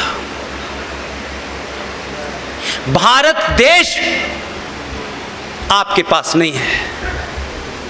आप अब भारत में 20 राज्यों में रह गए हैं, 9 राज्यों में आप ऑफिशियली अल्पसंख्यक हैं। मात्र 20 राज्य आपके पास रह गए हैं। जल्दी केरल उसमें 10वां जुड़ने वाला है। और आपका मानसिक दिवालियापन देखिए समाज का, हमारे बुजुर्गों का, हिंदुत्व के ठेकेदारों का। वो क्या कह रहे हैं? कश्मीर, पंजाब, मिजोरम, मणिपुर, नागालैंड, अरुणाचल, लक्षद्वीप, वो क्या कह रहे हैं? कमाल के लोग हैं भाई। वो ये कह रहे हैं कि जिन राज्यों में सनातनी हिंदू माइनॉरिटी में है, अल्पसंख्यक है, हमें यहां पर अल्पसंख्यक का दर्जा दे दो।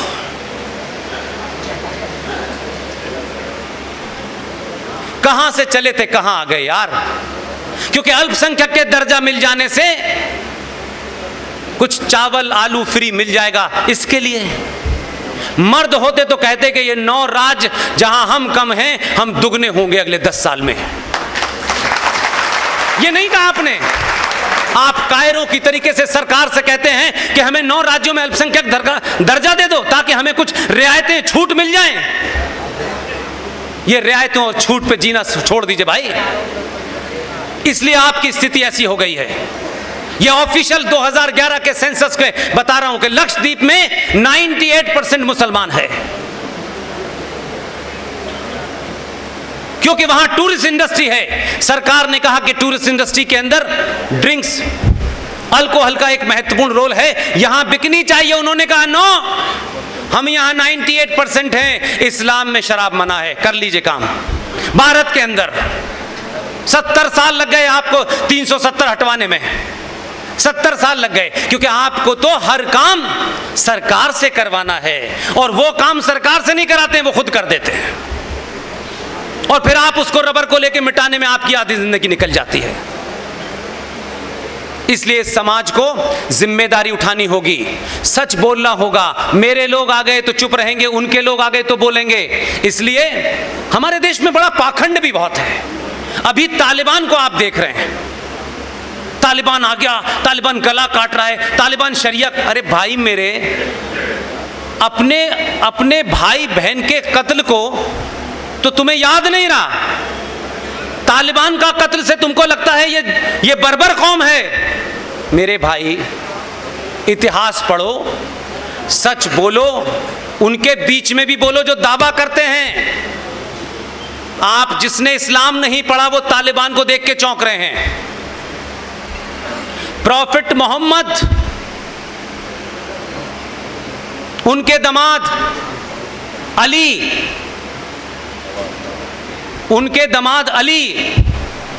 उनकी बेटी बेबी फातिमा के पति फजर कहते हैं सुबह 4:30 बजे की अजान को, सुबह 4:30 बजे की अजान जो फजर की नमाज होती है, अली नमाज पढ़ने गए।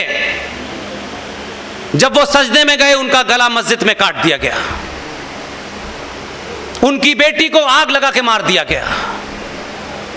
उनके नवासों को करबला के मैदान में नारे तकबीर अल्लाह अकबर, पहला कलमा पढ़ पढ़ के उनकी गर्दनें काटी गईं। आपको तालिबान को देख करके याद आ रहा है? ये तो उनका इतिहास है, इसमें कौन सी नई बात है? अगर आपने पढ़ा होता कि अली की खोपड़ी से उनका सर काट करके उससे फुटबॉल खेली गई, शाम की गलियों में उस अली के खानदान को, उनके वारिसों को, उनकी महिलाओं को बेपर्दा करके उनकी गर्दनें नेज़ों पे लटका के जुलूस निकाला गया। वो मोहम्मद के दामाद के सगे नहीं हैं, उनकी बेटी के सगे नहीं हैं। आप उनसे भाईचारे की बात कर रहे हैं।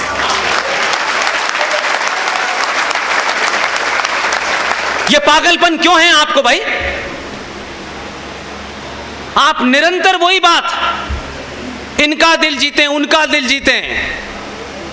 अब जिसको जीतना है सनातनी हिंदू का दिल जीते, हम किसी का दिल नहीं जीतना चाहते। इसलिए उन मुद्दों को बताइए जिससे राष्ट्र खतरे में है, और आपके इस दरवाजे पे खड़ा है वो खतरा, आप बोलना नहीं चाहते।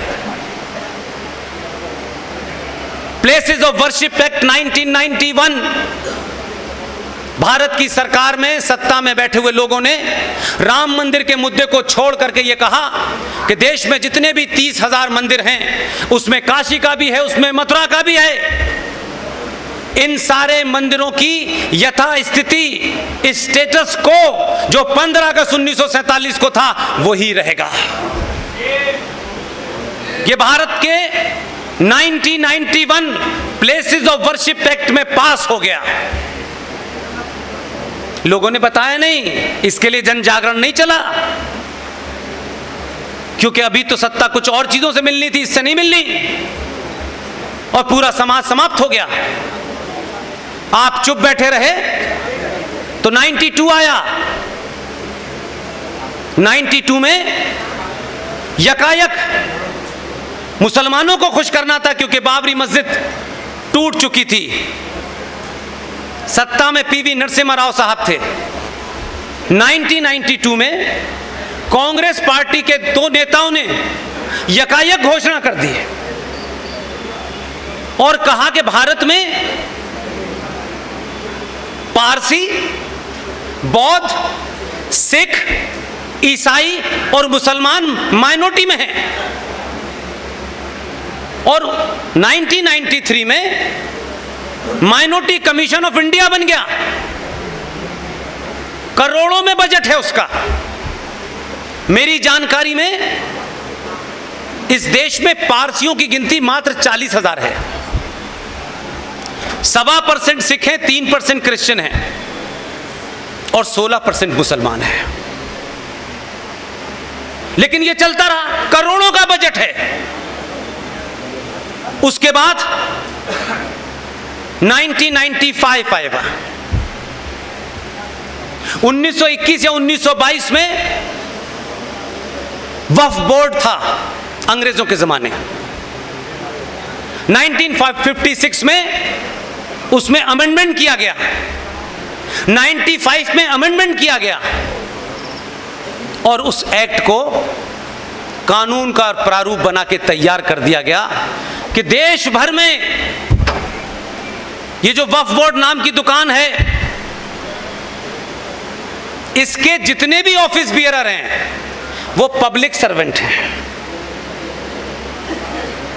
1995 में आपने ये जघन्य अपराध किया और जब सरकार में दोबारा आए 2005 में, मेरी ये जो लास्ट की मैं बातें कह रहा हूं, इसको चर्चा का विषय बनाइए। ये आपको खा चुका। 15 से 20 साल का ज्यादा समय नहीं है आपके पास। आप इस गफलत में मत रहिएगा कि सरकार आपने बना दी है। सरकार के हाथ बहुत जगह बंधे हुए हैं। इस सरकार भी ये चाहती है कि 100 करोड़ में से 10 करोड़ लोग सड़कों पे तो निकलें, एक आध शाहीन बाग आप भी तो बना के दिखाएं दुनिया को।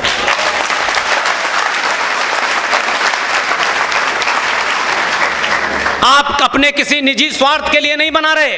आप भारत सरकार से ये कह रहे हैं कि जो गैर संवैधानिक काम हुआ है उसको ठीक करिए। अपनी तनख्वाह बढ़वाने के लिए सड़क पे आप बैठ सकते हैं, लेकिन राष्ट्र जिस चीज से ग्रस्त है, जिस चीज से समाप्त हो रहा है, उसके लिए आपके पास समय नहीं है। 2005 में पाकिस्तान के पंजाब प्रांत में एक डिस्ट्रिक्ट है चकवाल, उसकी एक छोटी सी तहसील है। आजादी से पहले वहां से एक शख्स यहां आए थे, दिल्ली में सेटल हो गए। एक दूसरे साहब लाहौर से आए थे, वो भी दिल्ली में सेटल हो गए। आप जरा देखिए, वो आए लाहौर से थे, 1923 की उनकी पैदाइश थी। वो आए दिल्ली के अंदर दिल्ली हाई कोर्ट के चीफ जस्टिस बने, रिटायर हो गए। मनमोहन सिंह चकवाल पंजाब से आए थे और राजेंद्र सच्चर नाम के शख्स लाहौर से आए थे। वो रिटायर हो चुके थे। एक विदेशी महिला के कहने पे ये सारा षड्यंत्र हुआ। मनमोहन सिंह ने कहा कि इस देश में आप 92 में 93 में आप माइनॉरिटी कमीशन दे चुके हैं, जिसका अलग से करोड़ों का बजट है, जिसमें उस लूले लंगड़े आदमी को किसी तरीके से ये आईएएस बन जाए, पीसीएस, इसके लिए मेरे टैक्स का पैसा दिया उसको जा रहा है। लेकिन अभी दिल नहीं भरा। 2005 में एक कमीशन बना जिसका नाम है सच्चर कमीशन, क्योंकि राजेंद्र सच्चर साहब जो रिटायर हो गए थे दिल्ली हाई कोर्ट से, उनके अंडर में बनवाया गया और कहा गया कि मुसलमानों की विशेष तौर पे बहुत बुरी हालत है, बहुत खराब हालत है। सच्चर कमीशन की रिपोर्ट 2005 में बनी, 2006 में जमा हो गई। अशोक भाई जिंदल भाई, वो रिपोर्ट जमा भी हो गई, पास नहीं हुई। 5,500 करोड़ उसका सालाना बजट है, जिससे मुसलमानों को तरबियत दी जा रही है, जिससे अलीगढ़ मुस्लिम विश्वविद्यालय के 4 सेंटर पूरे देश में वहां खोले जा रहे हैं जहां 75% से ऊपर मुसलमान है, चाहे वो मल्लापुरम हो चाहे बिहार हो। ये किसका पैसा है भाई? लेकिन 2013 में जो सबसे बड़ा जघन्य अपराध हुआ है, सबने चुप्पी साधी हुई है। मैं कहता हूं अगर अभी भी नहीं बोले तो आपकी पीढ़ी जितने सख्त अल्फाजों के साथ 47 में जिसने अपराध किए हैं, आज लोग उनकी कब्रें खोद रहे हैं। ध्यान रखिए, आपकी चुप्पी, आपके बच्चे आपको जिंदा नहीं छोड़ेंगे, कब्र में से उठा लाएंगे, चौराहे चौराहे आपकी पुतला जलाएंगे कि मेरे बाप ने मुझे धोखा दिया, मेरी मां ने मुझे धोखा दिया, अपने स्वार्थों के लिए दिया। इसलिए उस पंक्ति में अपना नाम नहीं लिखाना चाहता, इसलिए सड़क सड़क जाके बोल रहा हूं। मुझे कोई चाहिए वही नहीं, कुछ चाहिए क्या देंगे मुझे? जो कुछ खुद भिखमंगे वो मुझे क्या देंगे? 2013 में भारत की संसद में दिन के अंदर डाका डाला गया। आज सवाल पूछ लो तो लोग कहते हैं ये हमें पता नहीं है, तो आपको फिर जिंदा रहने का अधिकार भी नहीं है कि अगर आपके मरने का कफन तैयार कर दिया गया, सबके सामने किया गया। 2013 में टेलीविजन था, लोकसभा राज्यसभा की प्रोसीडिंग लाइव होती थी, तब भी आपने नहीं देखी। आप कह सकते हैं कि हम तो पता नहीं चला, अखबार की खबर नहीं पड़ी। भाई घंटों चली। आज तो पिछले 10-15 साल से आपके हाथ में संचार क्रांति का एक छोटा सा आला है, आप उसके माध्यम से भी नहीं जानना चाहते। इसमें कसूर किसी का नहीं है, आपका है। 2013 में भारत की संसद के अंदर वक्फ प्रॉपर्टी कानून को दोनों सदनों से पास करके स्थापित कर दिया गया। शेम का मामला नहीं है, शेम तो बड़ा लाइटर वर्ड है। कभी कभी बच्चे नंगे घूमते कहते शेम शेम शेम, इतना ही है, इसकी इंटेंसिटी नहीं समझ रहे आप। वक्फ प्रॉपर्टी कानून का सेक्शन 40 एक सेक्शन बता रहा हूं मैं, सेक्शन 40 वक्फ प्रॉपर्टी कानून 2013। ये बड़े बड़े मठ, ये बड़े बड़े अखाड़े, ये बड़े बड़े ट्रस्ट, ये मंदिर, ये कोठियां, 5 कारें, 4 बीघे में मकान, 20 बीघे में फार्म हाउस आपका नहीं है। अपनी अपनी दुकानें चलाइए, ये मेरा आश्रम है, वो मेरा मठ है, मैं यहाँ का ठेकेदार हूँ, मैं वहाँ का ठेकेदार हूँ। आप कहीं के नहीं, आपको पता ही नहीं है, आप सिर्फ समय पास कर रहे हैं, क्योंकि सच बोलने की हिम्मत नहीं है। जब सच बोलोगे तो अपना कुछ छोड़ना पड़ेगा। सेक्शन 40 ने ये ताकत दी है भारत की पार्लियामेंट ने। वक्फ प्रॉपर्टी कानून 2013 में वक्फ बोर्ड के 2 जाहिल मौलाना इसी डीएस कॉलेज के हॉल के बाहर इसका मुआयना करें, आपको बताएं या ना बताएं, कानून है ये। और उसमें कहा गया है 40 में, इफ दे फील,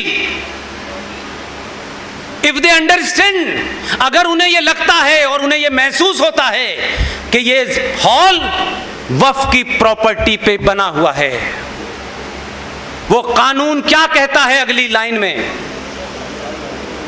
वो दो बेवकूफ़ किस्म के मौलाना जो यहाँ जाएं और कहें कि ये डीएस कॉलेज का हॉल जो है ये वक्फ प्रॉपर्टी पे बनाएं, हम ऐसा मानते हैं, ये कानून कहता है। उनको ये इजाज़त दी गई है कि the immediate competent authority of that area, whether it is district magistrate और एसपी सिटी और एसएसपी और एमडीसी और व्हाटएवर यू कॉल इट, उनको आदेश देने का अधिकार है कि वो दो मौलवी भारत यहां अलीगढ़ के डिस्ट्रिक्ट मजिस्ट्रेट को ऑर्डर करेंगे कि इस जगह को 24 घंटे में खाली कराया जाए। डिस्ट्रिक्ट मजिस्ट्रेट को उनका ऑर्डर मानना है, उसको लागू करना है। 24 घंटे में आपको बाहर फेंक करके चाबी वक्फ बोर्ड के पास चली जाएगी। आप अपना कागज दिखाइएगा। आपके उस कानून के तहत यह कह दिया गया है कि आप हाई कोर्ट जाएंगे तो हाई कोर्ट को यह आदेश है कि वो इसकी सुनवाई नहीं करेगा। कानून के हिसाब से वक्फ प्रॉपर्टी बोर्ड का जो ट्राइब्यूनल है उसमें आपको अपनी अर्जी लगानी है। जिसने आपका कत्ल किया है उसी से आप भीख मांगे कि ये जमीन मेरी है। 90% इस देश में ये काम चालू हो गया है। आपके पास कोई कानूनी तरीका नहीं है। आंध्र प्रदेश हाई कोर्ट ने एक ऐसे ही केस की सुनवाई की और उस सुनवाई में जो ऑब्जर्वेशन दिया है उसमें साफ साफ लिखा है, as per the law passed by the parliament of India in 2013 we are not entitled to hear any kind of petition, you have to go to the Waqf board. आपको वक्फ बोर्ड में जाकर के मिन्नतें करनी है कि उनको नहीं साबित करना है, उनसे कोई डॉक्यूमेंट नहीं पूछा जाएगा। इसकी ताजा मिसाल अभी 2 महीने पहले हुई है, आपके सामने इसलिए रख रहा हूं कि कुछ भी ऐसा नहीं है कि हो रहा है आइसोलेशन में आपको पता नहीं है। इलाहाबाद में पंडित चंद्रशेखर आजाद एल्फ्रेड पार्क बना हुआ है। उस एल्फ्रेड पार्क में देश के तमाम महानुभाव टहलने जाते हैं। हम कितने इग्नोरेंट हैं, कितने कायर हैं, कितने मक्कार हैं, क्योंकि हम ये चाहते हैं कि हमारी लड़ाई, भगत सिंह लड़े, हम क्यों लड़ेंगे? हमसे क्या मतलब है? हम तो टहलने आए हैं। ये क्या हो रहा है, होने दो।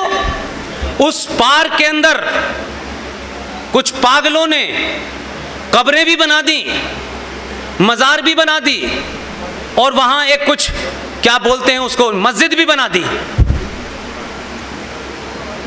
ये काम बड़े बड़े वकील नहीं करते, बड़े बड़े संगठन नहीं उठाते। वैसे वो 24 घंटे राष्ट्र में लगे हुए हैं।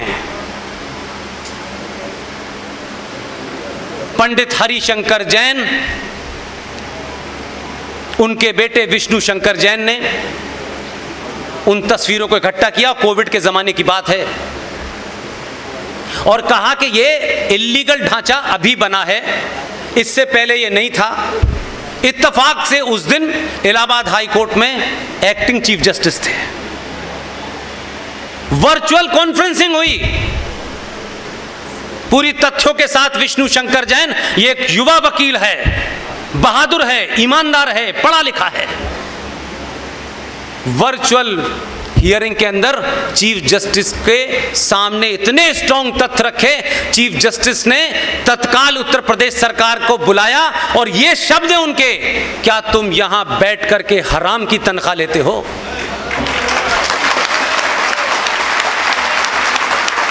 बाध्य कर दिया विष्णु शंकर जैन ने कि acting chief justice Allahabad high court को ये शब्द बोलने पड़े, और उन्होंने कहा कि अगली डेट से पहले मुझे पूरी रिपोर्ट सबमिट करना। हम गली गली, मोहल्ले मोहल्ले, संजय पार्क में, सड़क के किनारे, एक्सप्रेसवे पे, पुल के नीचे, कहां कहां आप मज़ारों और मस्जिदें बन रही हैं, उससे लड़ेंगे। आप तो जानना भी नहीं चाहते हैं, आप तो सोचना भी नहीं चाहते हैं, क्योंकि उनको पता है कि एक कानून बन गया है, इसलिए कोई पूछने वाला नहीं है। उनसे कोई नहीं पूछेगा, आपसे लोग पूछने लगेंगे। इसलिए ये जो आपके साथ में हैं गौरव साहब, अलीगढ़ के तमाम युवाओं से मेरी आवाज़ जहां तक जाए, मैं उन सब से कह रहा हूं, ये मान के चलना आने वाले दिन बहुत अच्छे नहीं हैं, लेकिन अच्छे इसलिए हैं कि पहली बार सनातनियों को अपनी बीमारी का पता चल गया है। इसलिए बड़ा भटकाया जाएगा आपको। फला ब्राह्मणों के खिलाफ है, फला दलितों के खिलाफ है, ये सब जादू चलेंगे। आप इन्हीं जादुओं से पिछले कई सौ सालों से इसी में व्यस्त थे, और जिनसे उनको पूछना चाहिए था उनसे नहीं पूछा। इसलिए जो आज तालिबान कर रहा है, आपको ताज्जुब होगा। मैं सिर्फ उसका एक ही लाइन बता करके बात समाप्त करता हूं। हिंदुओं में, सनातनियों में, या किसी मनुष्य को बचपन में कोई चोट लग जाए, लंबे उम्र तक उस चोट का दर्द रहता है, याद रहता है बचपन में चोट लगी थी। हमारे सनातनियों में एक संस्कार होता है, जनेऊ संस्कार, उसे यज्ञोपवी संस्कार भी कहते हैं। और वो ये होता है कि मां की गोद में जब बच्चा खेलता है, बड़ा होता है, पढ़ने लिखने लायक जाने वाला होता है, तब उसका एक यज्ञोपवी संस्कार होता है जिसमें जनेऊ पहनाया जाता है। वो पूरा उसका विधि विधान है, उसके श्लोक हैं। और उसके बाद में उस बच्चे को जब वो पढ़ने जाने होता है, तब ये कहा जाता है कि जब तक तेरे शरीर में ये जो जनेऊ है, तब तक जितनी भी महिलाएं हैं, वो छोटी हो बड़ी हो, या तो तेरी बहन है या तेरी माँ है। और उसके बाद वो गुरुकुल जाता है पढ़ने, और जब तक तेरा ब्याह ना हो जाए तब तक तुझे ब्रह्मचर्य का पालन करना है। यह यज्ञोपवी संस्कार कुछ इस तरह शुरू हुआ। बदकिस्मती देखिए, 6-7 साल की उम्र में सनातनियों में जो संस्कार होता है, पड़ोसियों के यहां भी एक दूसरा संस्कार होता है। वो संस्कार दो बातों पे चुनौती देता हूं। मुझे किसने बनाया? भगवान ने बनाया है। मेरी मर्जी से मेरी आंख कहां है, मेरी नाक कहां है, ये मैं नहीं चाहता।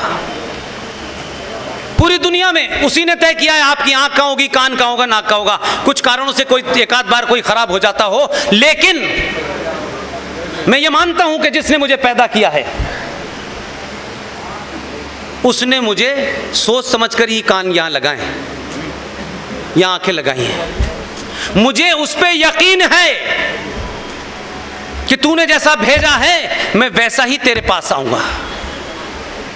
उन्हें यकीन नहीं है, वो कहते हैं अल्लाह समझदार था लेकिन छोटे सी कुछ गड़बड़ करना भूल गया। उन्हें अल्लाह पे भी यकीन नहीं है, इसलिए जिस्म के किसी हिस्से से छेड़छाड़ किए बगैर वो मुसलमान नहीं होते बेचारे। अरे अल्लाह पे यकीन रखो, जैसे आए थे वैसे चले जाएं। अल्लाह समझदार नहीं था, ये काम ऊपर ही से करके भेज देता।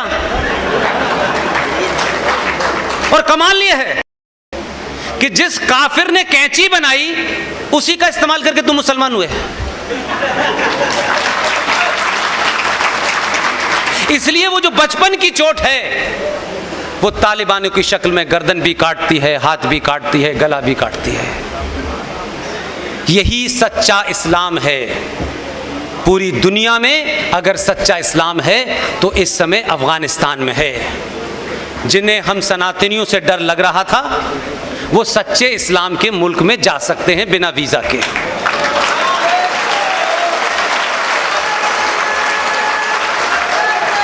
और क्यों? अंतिम बात इसलिए कह रहा हूं कि जब जब भी किसी सभा में मुझे पगड़ी पहने हुए अगर एक भी सरदार दिखता है तो मैं सार्वजनिक मंच से उनके सामने अपनी 2 मिनट की बात रखता हूं। आप कौन हैं? किसके वंशज हैं? आपके पूर्वज कौन हैं? ये बोध आपने हमें कराया। हमारे जब जनेऊ काटे जा रहे थे तो आपने तलवार उठाई थी।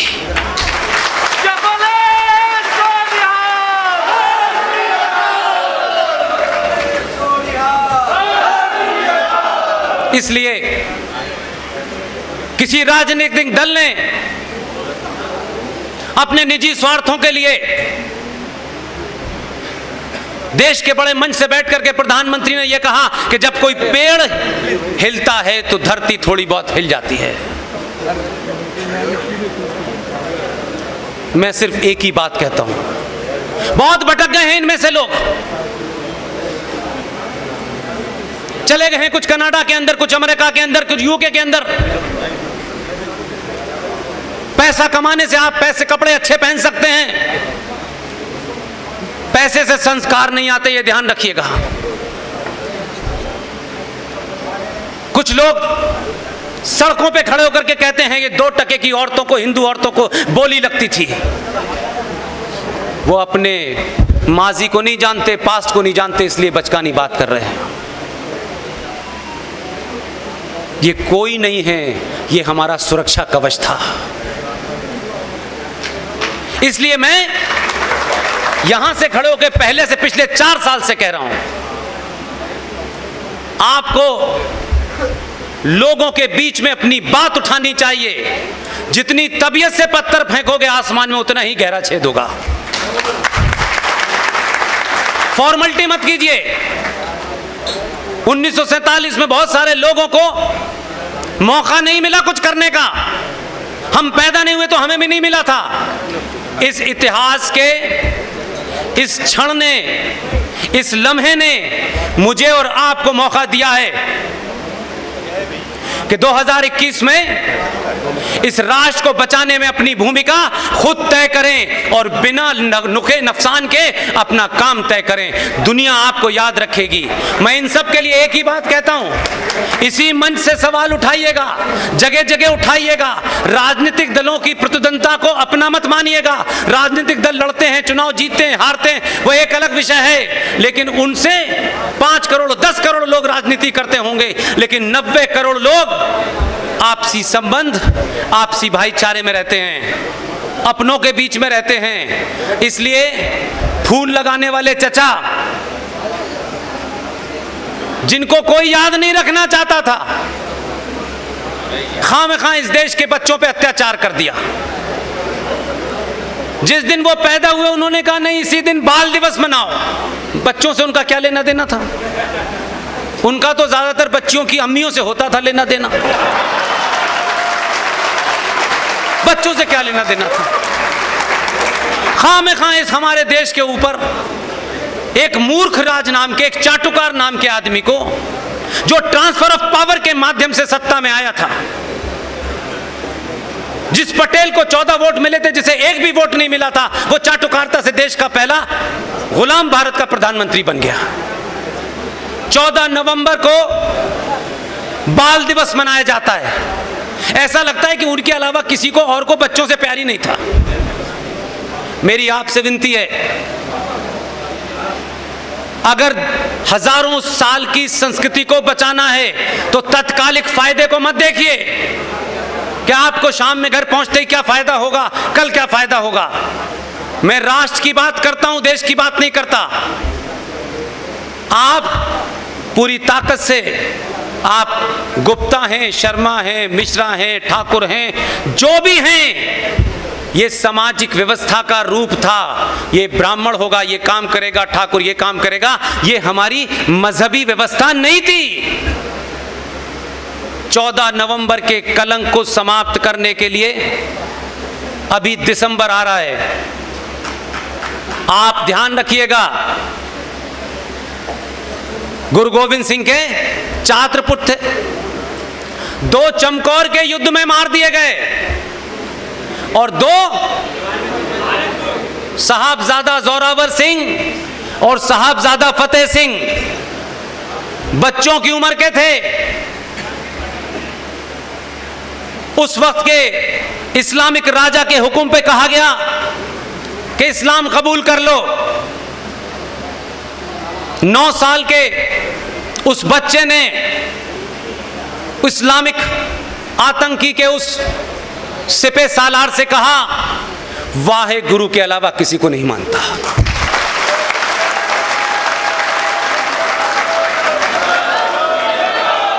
अगर किसी सियासी दल की मक्कारी, अगर किसी सियासी दल ने इनके खून से होली खेली है तो आपको और मुझे किसने रोका है? 26 दिसंबर को उन दोनों शहजादों को दीवार में चिनवा दिया गया, इसलिए कि उन्होंने इस्लाम कबूल नहीं किया। दोनों की मौत हो गई। उनकी दादी गुर्जरी देवी को जब यह पता चला, उनकी भी मौत हो गई। अगर भारत के बच्चों को अपने सम्मान और पुरुषार्थ के बारे में बताना है तो 26 दिसंबर को बाल दिवस मनाएं, अपने आप देश के लोग समझ जाएंगे। बहुत बहुत धन्यवाद। Thank you very much.